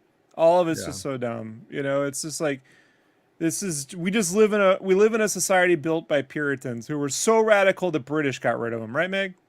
That's the problem. They came here and they brought their crazy snake worshipping cultures to this fucking country, ruined it for all the indigenous people, and now us. They won't let it go. I gotta say that the Adult podcast has a really good 3 or 4 part series right now on Aaron Burr. Man, Aaron Burr was fucking cool. It was cool as shit, turns out. Hamilton sucks. You know that? Yeah. But anyways, Cromwell was right. but That's what yeah, I say. you kind of see a little bit moving into that territory, and with Aaron Burr, where he's not going to fit in with them with that kind of mindset socially, you know. But if it's okay to ask, what'd you guys think of the Acolyte stuff? The Acolyte, I didn't get to see the show today because I was sleepy, little Jason. I think I was in the shower getting ready by the time you were on stuff. Did you talk about the Acolyte rumors and stuff? I didn't talk about it because I didn't want to. It's some of the guests that were there with me. I don't know how much they want to be into it, and I just didn't want to go that direction. I knew you were covering it. I knew Meg was covering it. I thought, okay, if Meg and I are able to get together tomorrow, we could talk about it tomorrow. But okay, yeah. So you're saying don't scoop your show is what you're saying? No, I'm fine. I knew it's your show. No. I mean, well, I'm asking you guys like your thoughts on it. Like, if you guys have any thoughts on it, on the Acolyte? I think it's really cool. Yeah, really cool. New planets. Kind of a backstory to why this aura character gets involved with the dark side. And it sounded a lot like the cinematic trailer for the Old Republic, the most recent one. So if it is legitimate, there's a lot of parallel. If it's not, then I think maybe it was taken with a pinch of inspiration from that trailer. Mm-hmm. I've been wondering if the one Marshy one, Marsha, really, could be a live action for like where the Night Sisters were, right? Like, could we get into? I'm just had to go back and look at the Clone Wars where we saw them and see the parallels, but it reminded me of that a lot, and it would fit with the tone of the Acolyte. I would love to see that. Maybe it's just me wanting to see like more of that in live action. I was thinking about it like after I first read the stuff, and I was like, you know, at first it does seem a little video gamey, like the actual like straight up premise of it, like, and then all of the Sith. Terrascasi, yeah, they all get together and then they all gotta fight it out, and you know, look at me. There's probably one who's like, I am Robo Sith with B1 battle droid arms, and I will fight. And there's going to be like the other one, you know, who does, you know, the karate master. And then there's going to be like, you know, all these people that have to fight probably. So when I was like just hearing that part of it, I was like, yeah, that sounds pretty video gamey. But then as it, you know, when it goes on and you set up the stuff, like I said, with like the one sister being a Jedi, one sister being a Sith Lord, Sith apprentice. By the end of the season, pulled up some interesting images of Dathomir. That's, you know, the planet I was thinking of. Oh, and those leaked too, huh? Well, no, yeah, I'm just saying Dathomir looks a doesn't lot like secure his that. phone, you know. So yeah, the actual stuff from that world looks a lot more like Occ 2 concept art when you couldn't tell it was an island. Yeah, it's a bit more, like I said, Some more porgs. No porgs, but just very like green, and then interesting like mountain ranges and stuff like that. So it's going to be, you know, it's going to be something where I think they're going to be able to go out into these into somewhere, you know, in Ireland, Scotland, wherever they need to go, like how they did Occ 2 and stuff like that. And they'll be able to like do exteriors that are convincing, and the exterior sets will probably be as he was telling us a little bit, probably more like Andor. You know what I mean in terms of that stuff. But my right now my working theory is they're going to, based off what he said too, that they're going to make it look like Andor on the exteriors, but then they're gonna, like I said, when they go into the High Republic, when you go into Coruscant, when you go into any of these worlds that are thriving at that time, before, you know, when Jedi are wearing white robes and stuff like that, and it looks like Star Wars, you know, ancient Greece and stuff. I think that's mostly where we're going to probably build liminal, you know, small sets, limited sets, and then they'll probably use the volume for that stuff. Ooh. So you touched base on a couple of things there that reminded me in the Kenobi book as well. First time he met Dexter, which is great. Dexter's a great character in there, but also they mentioned the High Republic era.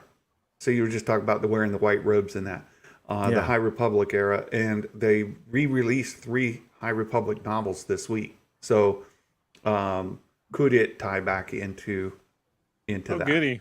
No, Rob. This takes us Reprint. naturally into the question from the top of the show, which is they said, "Do you like the High Republic?" And what we're talking about today is the High Republic, though, Rob. Yeah, I hated Star Wars, and then I got High Republic, right? And then I got. Well, I mean, and then I like reprints. Doing reprints means that you don't reprint things if you got a bunch of them sitting around, do you?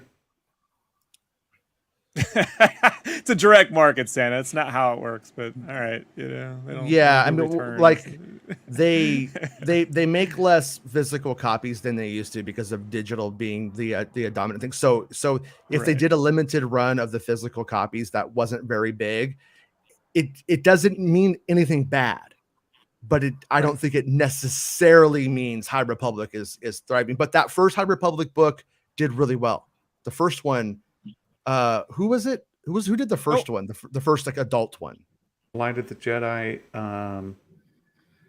Oh shoot! Live at the Jedi Budokan. Yeah, Oh, that's funny. I keep wanting to say Charles Soule. I like it when Santa. Yeah, thinks Charles out loud. Soule. That's Charles Yeah. Soule. Yeah, that Charles first Charles Soule did really well, and so that one I think would most likely get reproduced again for sure. Except based it's off not of one the- of the 3. It's not But one of the they're- 3. No, they're Interesting. reprinting. They're reprinting Into the Dark, Out of the Shadows, of Midnight Horizon. I'm gonna guess they had a low print run physically, but Perhaps so. And like you said, it's not necessarily like all these things are flying off the shelves, but at the same time, that's not bad news that they're doing reprints of these novels. And they're tying it into Kenobi. It's going to be in the Acolyte. And I learned today as well, like if you've got an Amazon Prime account, not, whatever, you can read all 3 of those books for free. You can download them on a Kindle app for free. The nice For price. free 90. Yes, exactly. So, if you haven't read those, you're interested, it could cost you nothing. Yeah. So here is Santa my knows how to thing. pimp out the Shill, you shill, you High Republic shill. Get that first taste of the Republic for free, right? Right, old High Republic Santa. That's right. Give you a little dose. Megan, are you reading all of the High Republic stuff? Did you connect with it? Are you? No, really not. Yeah, so that, that's been my thing. And what I say is that everyone who I know who's like a hardcore Star Wars person, like in real life or locally, I should say, they all bought those books and none of them liked them. So in that instance, it's like the sales don't necessarily mean a vote of like confidence in the brand of the era or whatever. And I haven't liked it very much. The comic books I have found just to be like, I feel like the comics I have read, I feel like I was just like on a treadmill of stuff that's happening, but we're not going anywhere. And I don't care. Kind of, I just wasn't connecting with any of it. So, but what I will say, and what I've always hoped, is that at the Acolyte show, when it hits, will change the tone of a lot of it, and then we'll start to make it more cinematic for me, because I think that's ultimately the problem with it. Is I feel like I'm just reading a fantasy series that's very Star Wars like. And it Like lacks Star Wars is space fantasy. Oh, I'm getting. I'm just. Yeah. I'm trolling you, Jason. But I'm with you. No, and that's exactly what it is. It's space fantasy. Star Wars is cinematic space fantasy, is what I would say. That's what it lacks for me. That's what it lacks. That kind of thing where I feel like I'm watching a movie. Like some of these novels pace themselves like movies, and some of them don't. Now, the ones Ronan, that do are the ones that I tend to prefer. Yeah, Ronan's more like the anime. I really liked about 6 of the 9. 3 of the 9, it didn't really. She was pretty hot in that land for me. When she's Santa. Is that a Star Trek lady or something? 3 of 9, 6 of 9. Yeah. Oh, you weren't. Oh, never mind. Too much info. Yeah. Yeah, TMI. but a couple of those are really, really good, though. I mean, Okay. like top-notch Star Wars stuff that I've read. The first phase was not the way to get into it for me.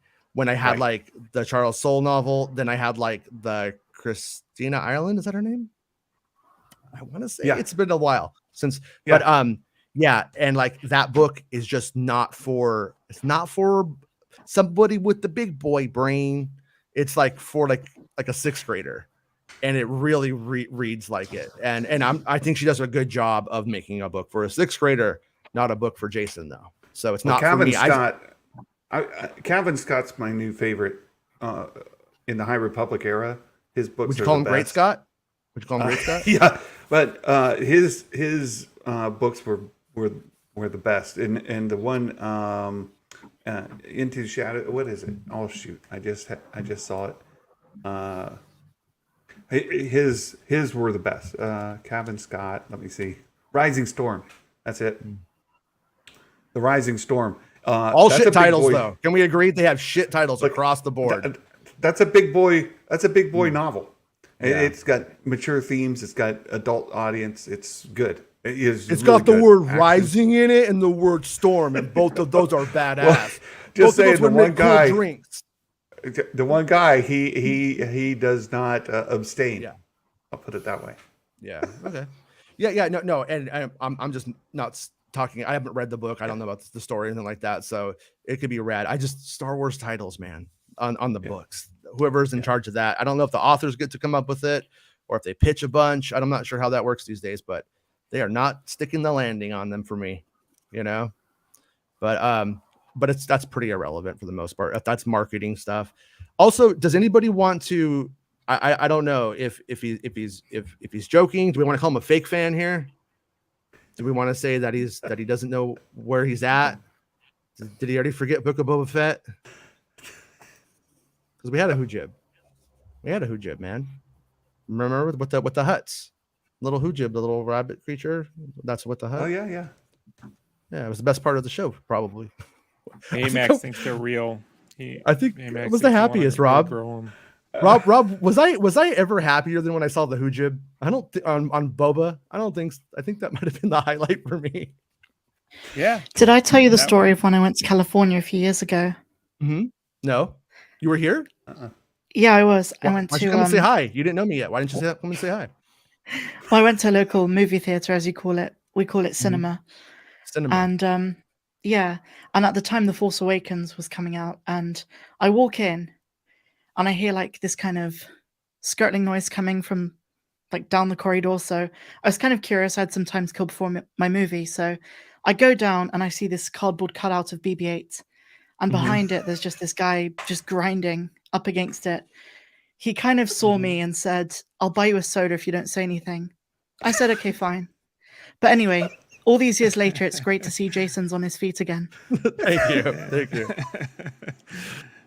I was going to mention that, but I didn't want to. Cat's out the bag. That one Pixie song. He bought me a soda. Tried to molest me in the parking lot. Sorry, I just couldn't mind when he said he bought I'm you just a happy soda. that story was resolved also, with Jason instead of me. That's Now whenever I hear that Titanic is Pixie their song, favorite hit. I'm gonna think of BB-8 and me at the movie theater that day. That's the story of me and BB-8. But yeah. Side question, Meg. Was there any truth to the story at all, though? Did you ever see a guy grinding up on a BB-8 and you're just attributing this to me? Because it's the second time now. Or okay, but I do have okay. quite crazy stories from movie theaters. Yeah. All right. Go. Give it. Come on. Wait, seriously? Go. Let's go. Snap. Come on. I want to hear it. Okay, so I think it was 2019, before the Okay. pandemic, when everyone used to, walk. And there was this Stephen King film, I think it was the Pet one. And I went to see the late night viewing of it, Pet Sematary. Yeah. And I come out and it's really late. And I live in quite like a small town southwest of London. Okay. And there's not many people, but there was just this guy who looked very lost. And he was kind of carrying a bicycle, but it didn't have the back wheel. And he kind of limps over to me and I assume he was going to ask me for money or something. And he goes, "Do you have a spare wheel?" Nice. And I was like, "No, not on me." It's just a really weird story. Like Eddie I have quite a Valiant would few just things carry like a that. spare. You have a spare, right? You know, like Can you spare a square? yeah. What if Were you you had Toontown? one though? Like Oh yeah, sure. Hold on. Yeah. What if Meg was like a fucking inquisitor with like a tire on her back, you know, that she just walks around with and just like detaches it? sure. So the Talking Sis says that the High Republic books are all right. I could take it or leave it. Do you guys think the High Republic stuff is gonna? Do you think the books will get? Do you think the show will change the books? I think so. Because that's what I think. Yeah. Yeah, I think they're going to be including more and more of it. I wouldn't have said so before the reading Padawan with Kenobi, and they put Orla Jarisi in there. Orla, which is, if you've seen the pictures of them, she's the real white. You know why they call her Orla, right? Oh, no. You know why, right? She's all white, like head to toe. Her skin very white. Her tunic, all that's very white. So, but Kenobi's like, this is the night I took an albino lover. She was 200 years old. Why does Obi-Wan sound like Donald Trump? I don't Is know. that like a legitimate question, or are we just Just Jason's impression sounded like a Trump impression. Yeah, I kind of went into Donald Trump. I can't control my accents. Sorry, Santa. Though, go on. But no, after reading that and seeing them bring a character from the High Republic, and they mentioned the great disaster from Light of the Jedi, they bring that in. So it's like, well, after seeing it included in his backstory, now I'm wondering, well, they might, and knowing that Acolyte is going to be set in the High Republic era, yeah, I think they're going to double down on them, and we'll see more interest in learning about it after the fact. Like after you've seen, let's say you've seen Orla in live action in his show.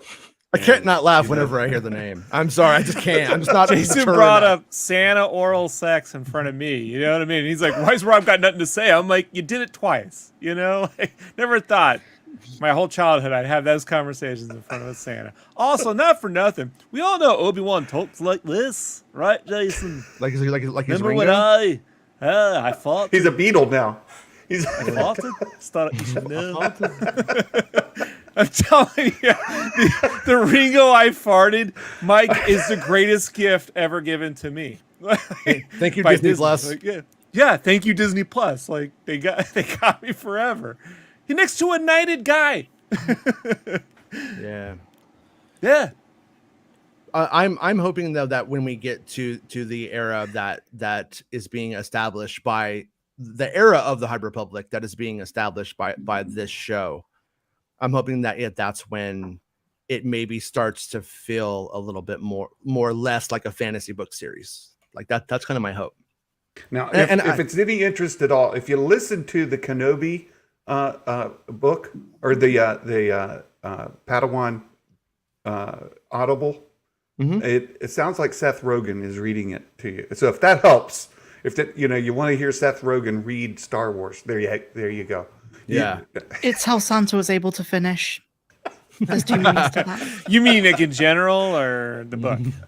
The book, like he reads, it's like the voices that the actual guy does sound just like Seth Rogen. It's fantastic. So they're just like Santa. Do you know what you and I haven't spoken about yet?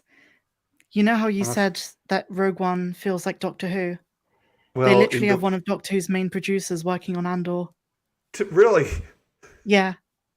Nice. That's like when people make fun of Avatar and Ferngully, and then the composer of Ferngully Avatar actually worked on Ferngully. So, But Santa fixed his Doctor Who problems, right? That got fixed. Yeah, I did. That was It was the 120 hertz thing when he was watching the show. You can't do that, right? Can't do it. You can't do it. You were watching it at 120 hertz. No. I was watching Rogue One. Rogue One. Oh, Rogue One. Okay. Oh, yeah, on a 4K 120 hertz TV. It's not good. Yeah. It's not good. Baymax staged an intervention, took him aside and said, "Look, bud, He did. doing He's it like, wrong." let me fix you. Yeah, he did the Jason thing. He said, okay, turn your TV on. Go here. Turn this off. Yeah. Yeah. Yeah. I'm that guy. I'm not even kidding. I am the guy when I go to somebody's house, like for a barbecue or a party, and they got something on, and it's like that. I'll go turn it off when they're not looking. Let's get in there. Let's fucking fix it. To be fair, though, Jason, fitting a 75-inch monitor on a sleigh, like you're gonna miss things like that. I mean, you get so proud of yourself when you make that happen, right? Yeah. I mean, he was watching it like 3 inches from the screen, so how could he tell? Jason, Yeah. did you say you go around your friends' houses and change what's on their TVs? Mm-hmm. You know how, just generally friend groups have the asshole? Mm-hmm. Have you ever noticed your group doesn't have one when you're around? Yeah. We need to get one. I just can't find one. I don't know why. Because I'm the funny one. I mean, I'm the funny one, so I don't know how we're gonna get one. Jason But, and I would both go to each other's houses, check the TV, and go, "You're good to go. All right, we can." No, This is we why would both do have the this. same friends, and they would never invite us to the same things because together we would just be insufferable. They'd be like, we can't handle two of them at once. But the tyrants, you're not talking about 120 hertz. You're talking about motion smoothing, aka motion. And Interpolation.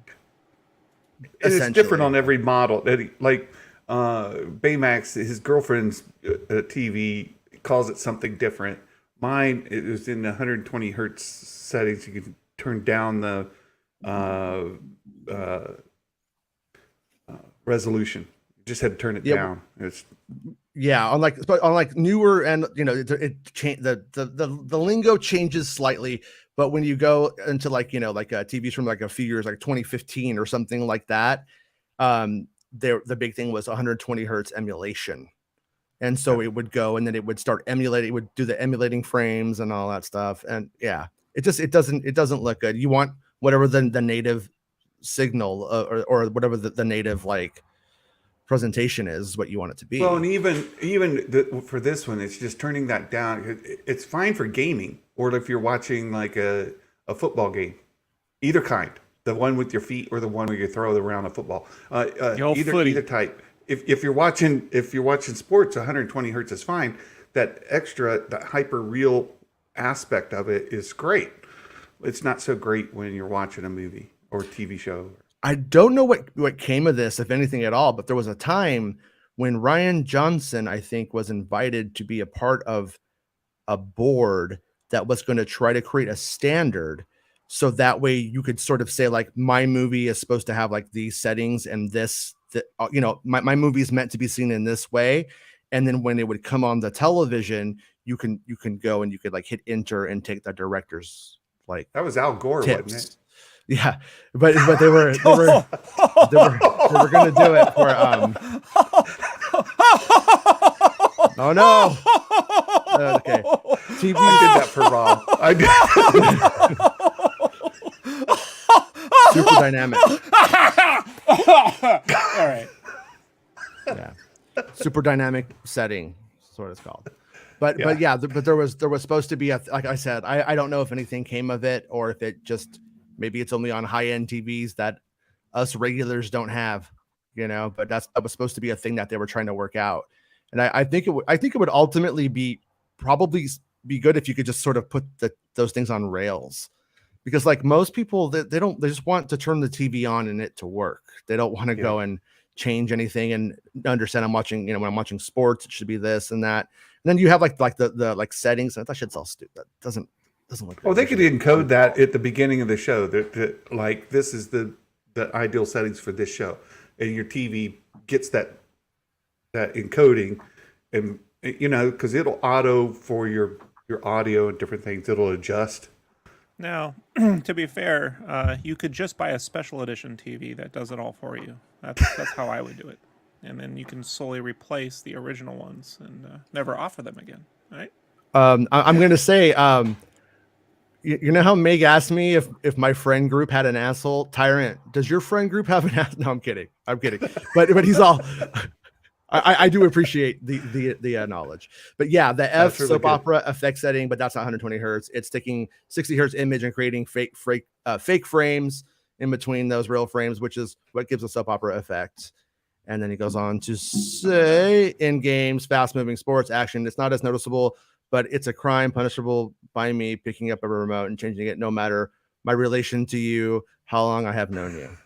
That's fair. I'm gonna tell him the same thing I told John Knoll. You're a fucking nerd. All right, I'm out. Okay, Asatru says, you. yeah, some like LG announced they would include a filmmaker mode in new 4K TVs from 2020 from Ryan. And okay, so I guess it just happened and nobody gave a shit, or it just didn't stick. Yeah, it does look good for like sporting events and live, like, you know, like it actually does look better for like UFC or golf or whatever. Like it does work well for that. But anything shot like, you know, 24 frames per second, why you would add frames? We're just right back to the pan and scan days of let's just alter the image to fit some weird format. Because I gotta tell you, Jason, like growing up, I saw Ghostbusters maybe 9 times in the theaters because it never left. You just sat in the theaters for like 2 years. And So when that thing finally came to videotape, you know, and it's moving, the fucking screen's moving all around. I almost got sick. I almost threw up. Like the kid, I was like, "What is going on? This is really." Yeah. It really messed with that pan and scan when it's moving, but no one else is moving. Really gets me motion sickness. Like it's really weird. I've got a question with Meg on here. Are you allowed to talk about the Tales of the Jedi leaks? I think Bespin's already spilled the beans, so why not? I know how passionate you are about Yaddle. I don't know how. Yes. It's the change in tone. Yeah. Santa's I'm still clowning breathing. someone for caring about a fictional character, huh, Santa? Like, I care about Meg, and I know Meg cares about Yaddle, so want to make sure that you're emotionally in a place to talk about it. Or is it too Yeah, soon? I would have a few words for Mr. Filoni, but clown's gonna clown.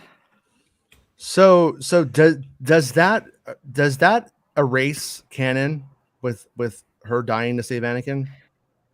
No, because that was Legends. That was Legends. Okay. I wasn't sure if that was because I didn't know about that until recently. So I thought it happened in one of the new comics or books that I didn't see or something. And I was like, so what's going on here? Okay. I mean, like on one hand, it's good that Yaddle isn't just like swept under the rug. Like Yaddle had to die. Well, I mean, no, I mean, like Yaddle just like is like on screen in the movie, and then if you just watch the shows and the thing, then you just never fucking see her again, really. Like in the movie, like she's like not there in the next movie, and it's like, okay, like what does it mean? And so I the guess puppet like budget was cut in half because of inflation, Jason. That's what it But- means. McCollum but- didn't figure that out. It's my ridiculous. thing with Filoni is more of like it would have been cool to have seen Yaddle like in the Clone Wars, like actually like in the series, like as like a like doing things, you know what I mean, like as a character, an episode or something about or with Yaddle would have been more preferable to me than just seeing, oh no, it's you. Oh no. No, Meg Jason, has look, words it's for only you, because Dave. we couldn't settle on the voice. I wanted Judy Tenuta to be Yaddle, and Lucas, he wanted B. Arthur, and I said B. Arthur's dead, and he said no, she's not. And I'm like, are you kidding me? Get out of here! He said, I don't get out of here. She's not dead, and we just could never decide. So we missed the mark. We just couldn't do it. Dave, shut up. Just shut up, Dave. Shut the fuck up. Yeah, I told you, if you just tell him to shut the fuck up, he leaves like that. This whole No, time. but when that stuff came last night, like back when I was watching it, I was talking to Meg. We were like DMing, and I was like, I think it's real. And then Meg was like, that shit's real. And then like that was when I was like, yeah, okay, like you know what I mean? Like that's when I was like able to accept it's really, really, really a real clip. And So I gotta say, I think it's gonna maybe open the door for Yaddle. Because if it's a big moment in Dooku's history and stuff like that, maybe it will be better for Meg. I'm trying to look at the silver lining for Meg. It's just a bit of a sad way to go. I always hoped because she was half of Yoda's age that eventually she'd show up in The Mandalorian. And then Din would be like, "You look like a big Grogu," or something. Yeah. I want him to say in that accent, man. You look like a big Grogu. And suddenly Rob thinks I'm Indian. Yeah. No, I didn't say that. No, that's your bias. You are like Grogu, but how you say bigger. Like what? Why is he talking like that now? Why is he not speaking English now? What's his problem? But yeah. Well, and I saw in Meg, you retweeted a comment about the Ahsoka being at Padme's funeral, right? Yeah, I thought that was a really Like bad OJ. retcon. Yeah. Yeah. Yeah, can you explain to this old man's memory how that messes with things? I read the Ahsoka book when it came out. I didn't love it, and I kind of don't remember it too well. Most of the stuff that just stuck out to me was like the lightsaber stuff and the grave, like the burial stuff. You know, for the faking their death. I think that was in the Ahsoka book on the end. Yeah. And so this story. Does it make parts of that book like not canon now? Like where it literally like Yeah, is literally a contradicts it. contradiction? Yeah. I don't see how Ahsoka was on Naboo. Or on It makes it Coke. difficult. I mean, it doesn't technically. You can make it fit, but it is like she goes away right after you see there at the end of Clone Wars, which is right when Padme died. Mm-hmm. And in the Ahsoka novel, you basically pick up 10 years later and she's been in seclusion. She's been hiding. So technically, she could slip away into there as long as she wasn't seen. Nobody knew she was there. She's not meeting with people. I reckon it still works, but they're making it harder and harder to Are read you that book. telling me Ahsoka used the world between worlds to get here and there really fast? Good work, Filoni. You did it. Wait, so now Ahsoka was at Padme's funeral, so she's retroactively in Revenge of the Sith. Yeah. Yeah, she's in that crowd, I guess. I mean, Next to Jar Jar Binks and Boss Nass. mm-hmm. Look, Meg, and Anakin you're a little new to this compared to us, so I'm just going to let you know. You give Lucas enough time, he'll change everything. Like, Let's be real, he would have done that. Yeah, it would have already. I mean, she would have been right there, given the. Well, what do you think they stuffed in Padme's tummy to make her seem pregnant? It was Ahsoka. Grogu. No, That's what. No.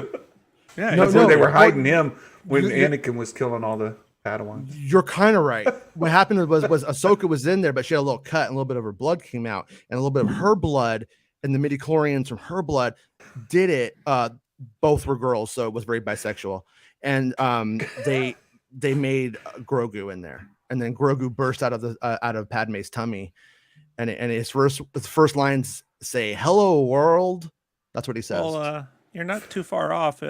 What happened, Jason, is I went to Hollywood Video and rented Bound and Alien, and I thought, well, how could I get these two together? Bound and Alien. Yeah, and that's how we did it. Yeah. All right. Yeah. Well. I mean, for like, not that Padme's family shouldn't be at the funeral, but it is kind of funny when you like watch that end sequence and you're like, oh, you put the people you cut from Attack of the Clones in the sequence. You don't remember you cut them, do you, George? You forgot, didn't you, George? You had a chance to ask him that directly, and you waited till the last. I don't, little shit talker, huh, Jason? He wouldn't have answered it.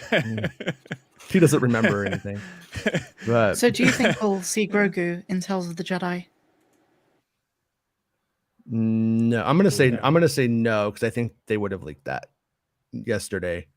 Like he did like a full he did like a list of all of the cameos. Did you see that by any chance? I did.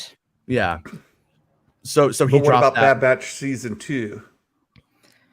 I still hold on to my theory that I've had since season 1. Grogu is going to meet Omega at some point. Omega. People get mad that I say Amiga. Well, only Santa, because he bought an Amiga and he gets all confused because he's having those senior moments. So That starts with an A, but yeah. See, I can make old guy jokes. I'm right there. I'm right on the cusp. A real Mike Porter. Perfect. It's perfect. No, I like it, and I think I can't remember if Maggie, if you said it or Jason or who, that perhaps where Grogu is at Mount Tantus, like he was taken away with some of the other Padawans or younglings. Because Ahsoka says his mind goes dark. Yeah. I feel like that was deliberate wording. I mean, as much as there are throwaway lines in The Mandalorian, Dave Filoni is very pedantic with everything Ahsoka says. Is there She's a chance? his baby. Is there a chance he went black and then could not go back? I mean, he is. I'm not gonna. I don't know. Okay. I was gonna say you might think that's bad, but he is 50 years old, so. I'm He's just older living than out of everyone this. here. I'll keep talking. Except for Just don't Santa. mind me. Santa's ageless. Timeless Santa. Well, there's all kinds of theories about, who rescued Grogu from the temple. Maybe nobody did. Maybe he was taken from the temple and put in Tantus, and then somebody rescues him from Tantus. He was just put in Tantus. I like it. I like That's good stuff. I'm going to be a Debbie Downer and say that my working theory about theorizing about that stuff is that I don't think they will do anything that they may show in live action. I think they may not want to tie their hands on the Mandalorian stuff, but once they do kind of like go there, then I think it would open it up for animation. So I think if season 3 of the Mandalorian gives us anything about that and really like defines it, then I think because we still have the mystery of Grogu, which a lot of the times we kind of feel like is solved because it seems obvious, and it may just be obvious, but is it? I kind of think they're doing a Battlestar Galactica thing, like the Cylons have a plan. I don't know if they have a plan. I think they might be doing. I think this might be the one thing that they're doing a JJ on. No, we have a plan. I write it down on the back of every in and out receipt I get, and I just put little bits of the plan on the in and out receipt, and then we put. All right, I know. Plan B. You're gonna use Plan B. No, what was that, Meg?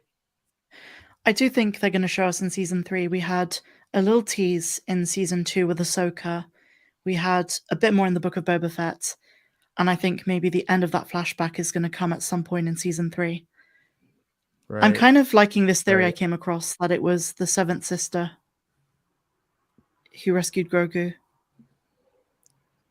Because the emblem of the Miri Allen Jedi could be Barriss Sophie, it could be Luminara, but it could also be 7th sister, and she's got this obsession in Rebels with being a mother. So, oh wow, that would be good. She takes all those kids. Yeah. Yeah, that's a good theory. I'm gonna write that down. Hold on a second. I'm gonna Wikipedia that because I don't really remember the character. Oh, hold on, I'll be back. yeah. That I actually that would be really good. I mean, in terms of like a unified story of everything. You know what I mean? Like for the people that are taking all of the disparate elements in and treating it as a whole body of work, but then they'd have to go and explain her, right? But I guess at the end of the day, if in the story it's just like this Jedi lady or dark Jedi lady or Inquisitor, whatever they happen to be, the angle happens to be, then you could definitely like just go okay, and then all the fans would freak out. So yeah, that would be fun. But I do like the Barriss Sophie kind of thing. But I ultimately would have loved if it had been in if he had been in that opening of Kenobi. I think it would have been kind of neat if he had been with the Jedi kids at the start. Like when I first heard about that scene about the kids, during Order 66, they were carrying a package is what something on the set said. That's something that they required. It might have been a lightsaber. It might have been like or something that's not in the finished thing. I have no idea what it could be, but it was called the package. And so for like a long time, like every time I'd ask somebody, I'm like, yeah, I know about the package. And they'd be like, what? But yeah, so what do you know about the package? They'd be like, trying to fucking come on to me, dude? Like, what are you doing? Like, what? To be fair, that was my terminology, Jason. Yeah. I just like people having to say it on set all the time. Yeah, yeah. Dave Filoni has a saying, it's keep it sexy, right? So they just write stuff in the scripts to keep them happy.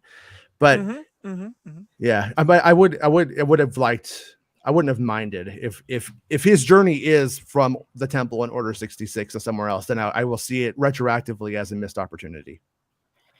I have a question about Grogu. Where is he witnessing that flashback from in Book of Boba Fett? Because he's kind of cocooned in his like canister, in and out, his pod, but we don't really know if he's seeing that through the Force or directly in front of him. No, it's in the drive-thru right behind me. They out there for days though, man. I don't know if you're aware how it is. No, they end up having that creative leeway, or like, you know what I mean, to like say, yeah, it's either way, whatever they want to be in the end. And like, but yeah, like that scene, like, watched it a bunch of times, and it's kind of frustrating because it tells you where he's from, but it doesn't tell you anything. Kind of makes me mad at the same time. That was the plan. Sometimes he hides in the ice maker, though. It's really hard to get the vision. The ice maker. Yeah. I gotta go get him out. I'll be back. Yeah, I think we're gonna find out that Grogu was inspired by Dave Filoni drinking a 20-year-old can of Ecto Cooler. So who knows? Look, he wanted to call it Grogoop, but Grogoop. They put a stop to that. I still hate his name too, by the way. The name has not grown on me over time. I thought it might, but Jason, I don't know if you heard me say this on Santa's stream, but the one question I have for Dave Filoni, if I ever met him, is did he name Grogu after Rogu from American Dad? Yeah. Because he seems like an American dadder. I think so. He seems like he would be. And then I'm certain it's a if Dragon it wasn't Ball reference. You think it's was it I'm Goku? certain. Yeah. Goku. Yeah. Yeah. I bet you Favreau has a Dragon Ball Z room in his house. He's got a Star Blazers room. He's a little. Wasn't there something about that came from an early note about the name of the Yoda species, though? Minch. That was no, they weren't called. We started that. Yoda's original name was Minch, and that's all we got. That's the only thing out of any of that stuff that's for Yoda, and anything having changed over the years or being different. That's it. And I think George was open to exploring the possibilities of that Yoda stuff, and then everybody bitched at him about Yaddle. Yaddle was one of the first bitching sessions that happened on the Ain't It Cool News talkbacks, actually. Because people are like, "Oh, Harry a Knowles lady ruined it for everybody." Yeah, Harry Knowles. It's true. Yeah, it's all his fault. That little bastard. But they never talked about anything about how mysterious his backstory should be or anything like that. You know, anything about it, like about where his planet was, or that was not a thing until after Yaddle leaked. Well, and then she was going to hook up with Jar Jar in Attack of the Clones, and then they were going to save Anakin and Padme, and I talked to the Wills. Last name is Wills. I talked to Rick McCallum at Celebration 1, and he was like, "We're always gonna do," or he said that if they were doing Yoda, looking all new and fresh and stuff, because he was a refugee in Empire Strikes Back. And then he said, "You're going to see another one." I'm like, "Another Yoda?" And he's like, "Yeah." He's all, "Then it'll make sense." Yeah. So there's a little bit of that's I think that's all my Yaddle stories for Meg. She's probably like, stupid, but it's true. That's what happened. Do you know the actual reason why she was not included in episode 2? How come? Because George knew he wanted to have Yoda fight Dooku, and he didn't want a second Yoda species taking the spotlight from Yoda. Yeah, I erased her. The assumption at the time, which I wonder if it has any truth to it, or the rumor / assumption, was that Yoda was going digital, and then they'd have to go digital Yaddle too, and it just really wasn't worth it. It wasn't worth the cost of all of that. So I don't know if that's So what do true, you think though. of these black drinkers? The rumor for Look, season 3. Now Is hold that on. what? I need to clear this up. The real reason is because Frank Oz kept doing the Miss Piggy hee-yah every time we had Yaddle do something, and it was ridiculous. Okay, we can't do that. George, you don't know what we're talking about anymore. Yeah. Meg, you want to explain what the Black Drinkers rumor was, real quick? Like, It's this rumor that Mando and Grogu are going to end on the unknown regions, come across a planet full of these demonic-looking evil Yodas who are barely sentient and have blue eyes and are ghastly and ghouly. What I wanted to bring up, which I don't remember if I dropped this or not when I talked about the cult from Project Ragtag, the Star Wars game that never happened. There was like a hut that was basically giving people spice and had made a primitive society, if you will, as primitive quotations, addicted to it. And then they worshipped this hut as a god. And that was like that's how I pitched Return of the Jedi to David Lynch, and he ran with that somewhere. George, else. that's just you giving ILMers Vicodins. Also, I'd just like to say, Joe Dante's already mad enough. If we have little evil Grogers running around, I don't know. He texts me all day.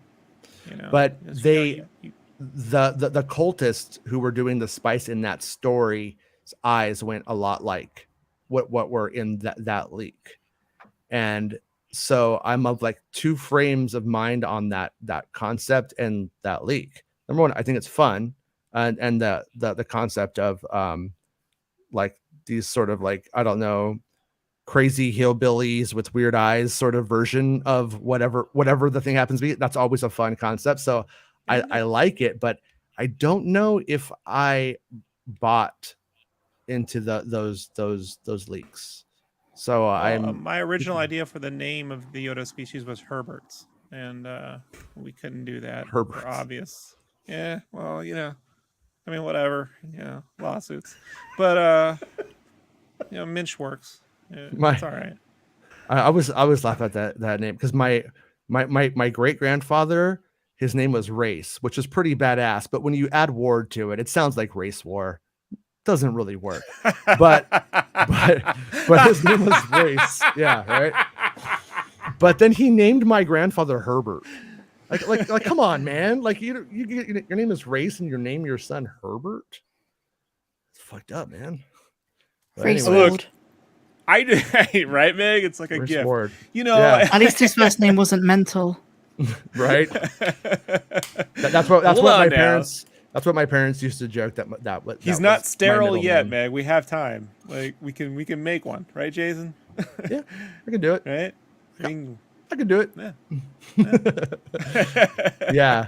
But you were telling me, I think either you were telling me or it was on Sanish, I can't remember, but you were telling me that you're into that Yoda concept, that little freaky Yoda guys being maniacs idea, right? I kind of love that idea.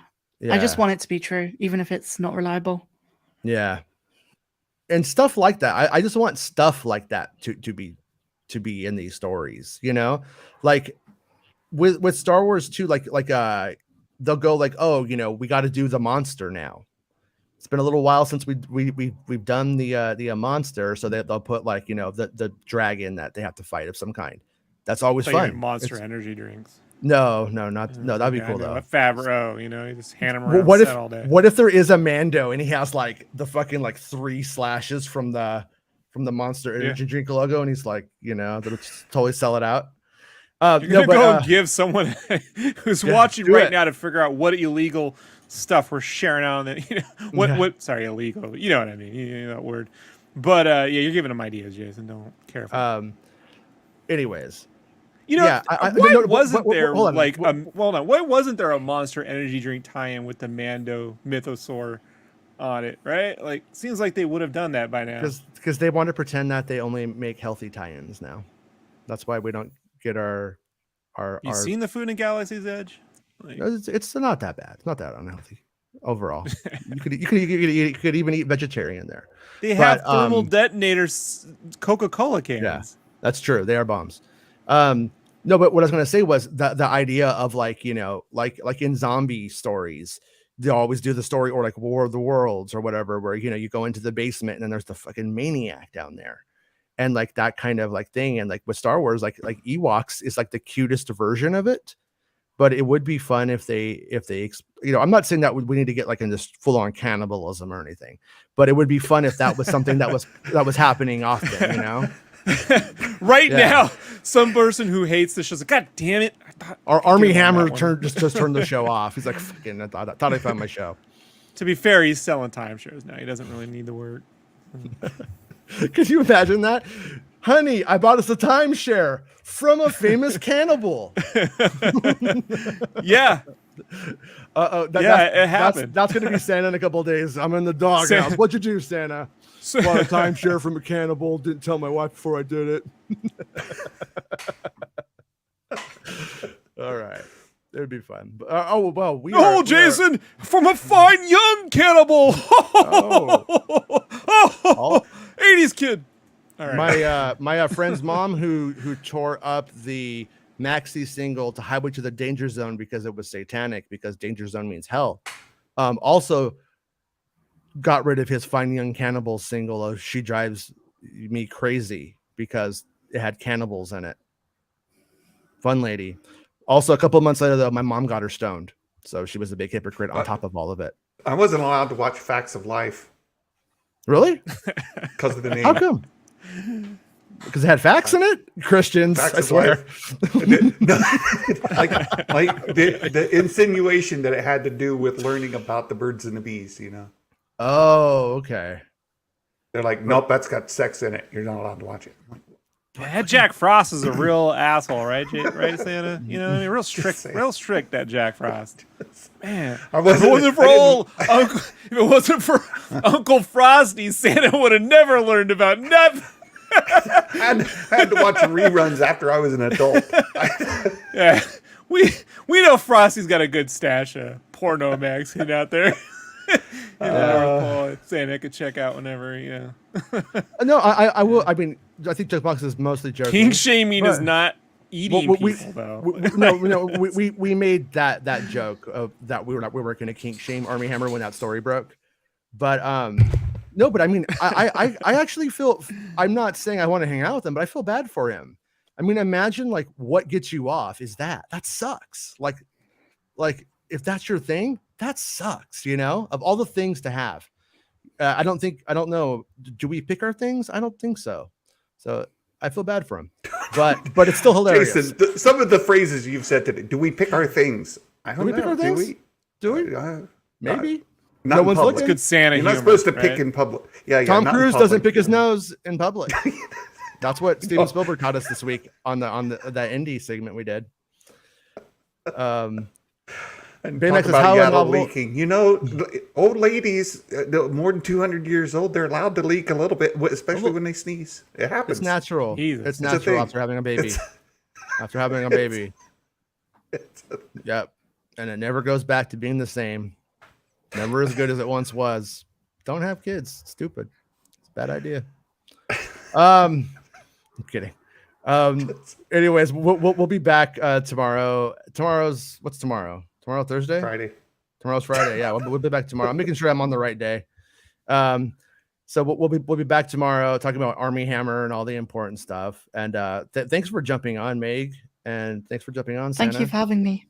Yeah, Sure. and Rob. I know, my bad.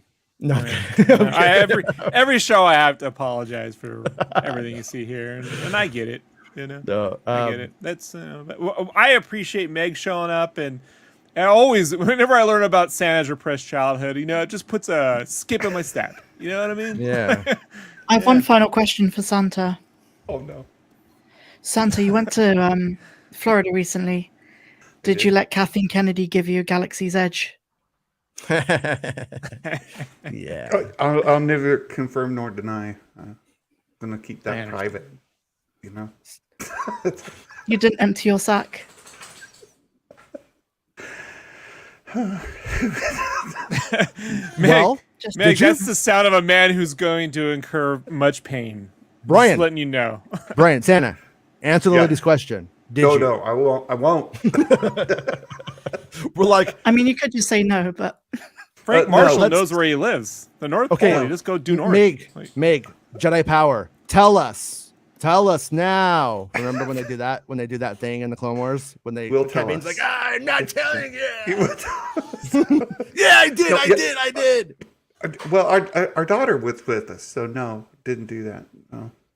You never heard of hey, here's $5. Go get yourself a sandwich. Jason's parenting skills. Yeah. Still making that sandwich joke? That sandwich joke, Santa? Like, still doing that one? That was me. I made the sandwich joke. It's my fault. Jason. Yeah. But I will say The go a box of sandwich Santa. with Tootie and Blair. All right. That's why they didn't want you watching that show, because it would put those thoughts in your head. I still got them. I'm not letting it go. I never will. But I have a related joke to that. okay. Santa may not have got a sandwich, but he definitely made someone his sub.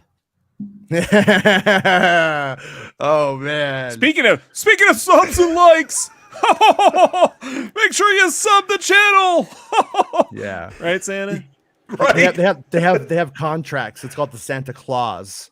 And it's like, if you don't do this, Santa Daddy's gonna give you this. Luke's here. He's hungry. He wants his sandwich. You've been talking about sandwiches. He wants lunch. I got no kids today. I'm free to go 15 minutes over. He's No in the thing can chat. Stop me. He's, Oh, he is? Santa. Yeah. What are you, son? What are you doing? You're almost supposed to get on the chat when I can see you. Oh, hey, son.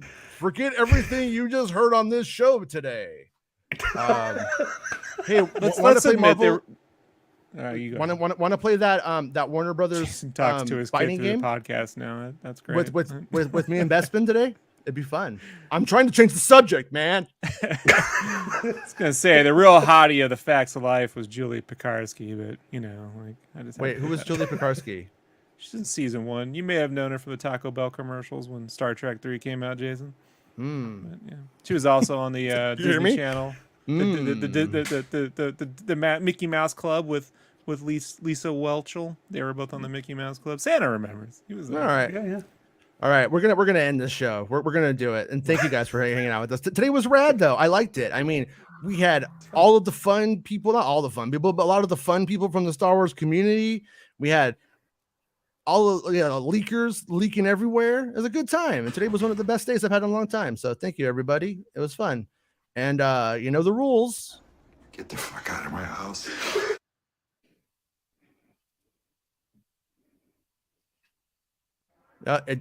It doesn't want to play for me. This shit's broken by my end. Bye. I quit. I'm done. There we go. End of the show. Come on, let's go. Hey! It's the end of the show. Come on, let's go. Hey! It's the end of the show. Come on, let's go. Hey! You know you should go. Come on, let's go. It's not about spaceships.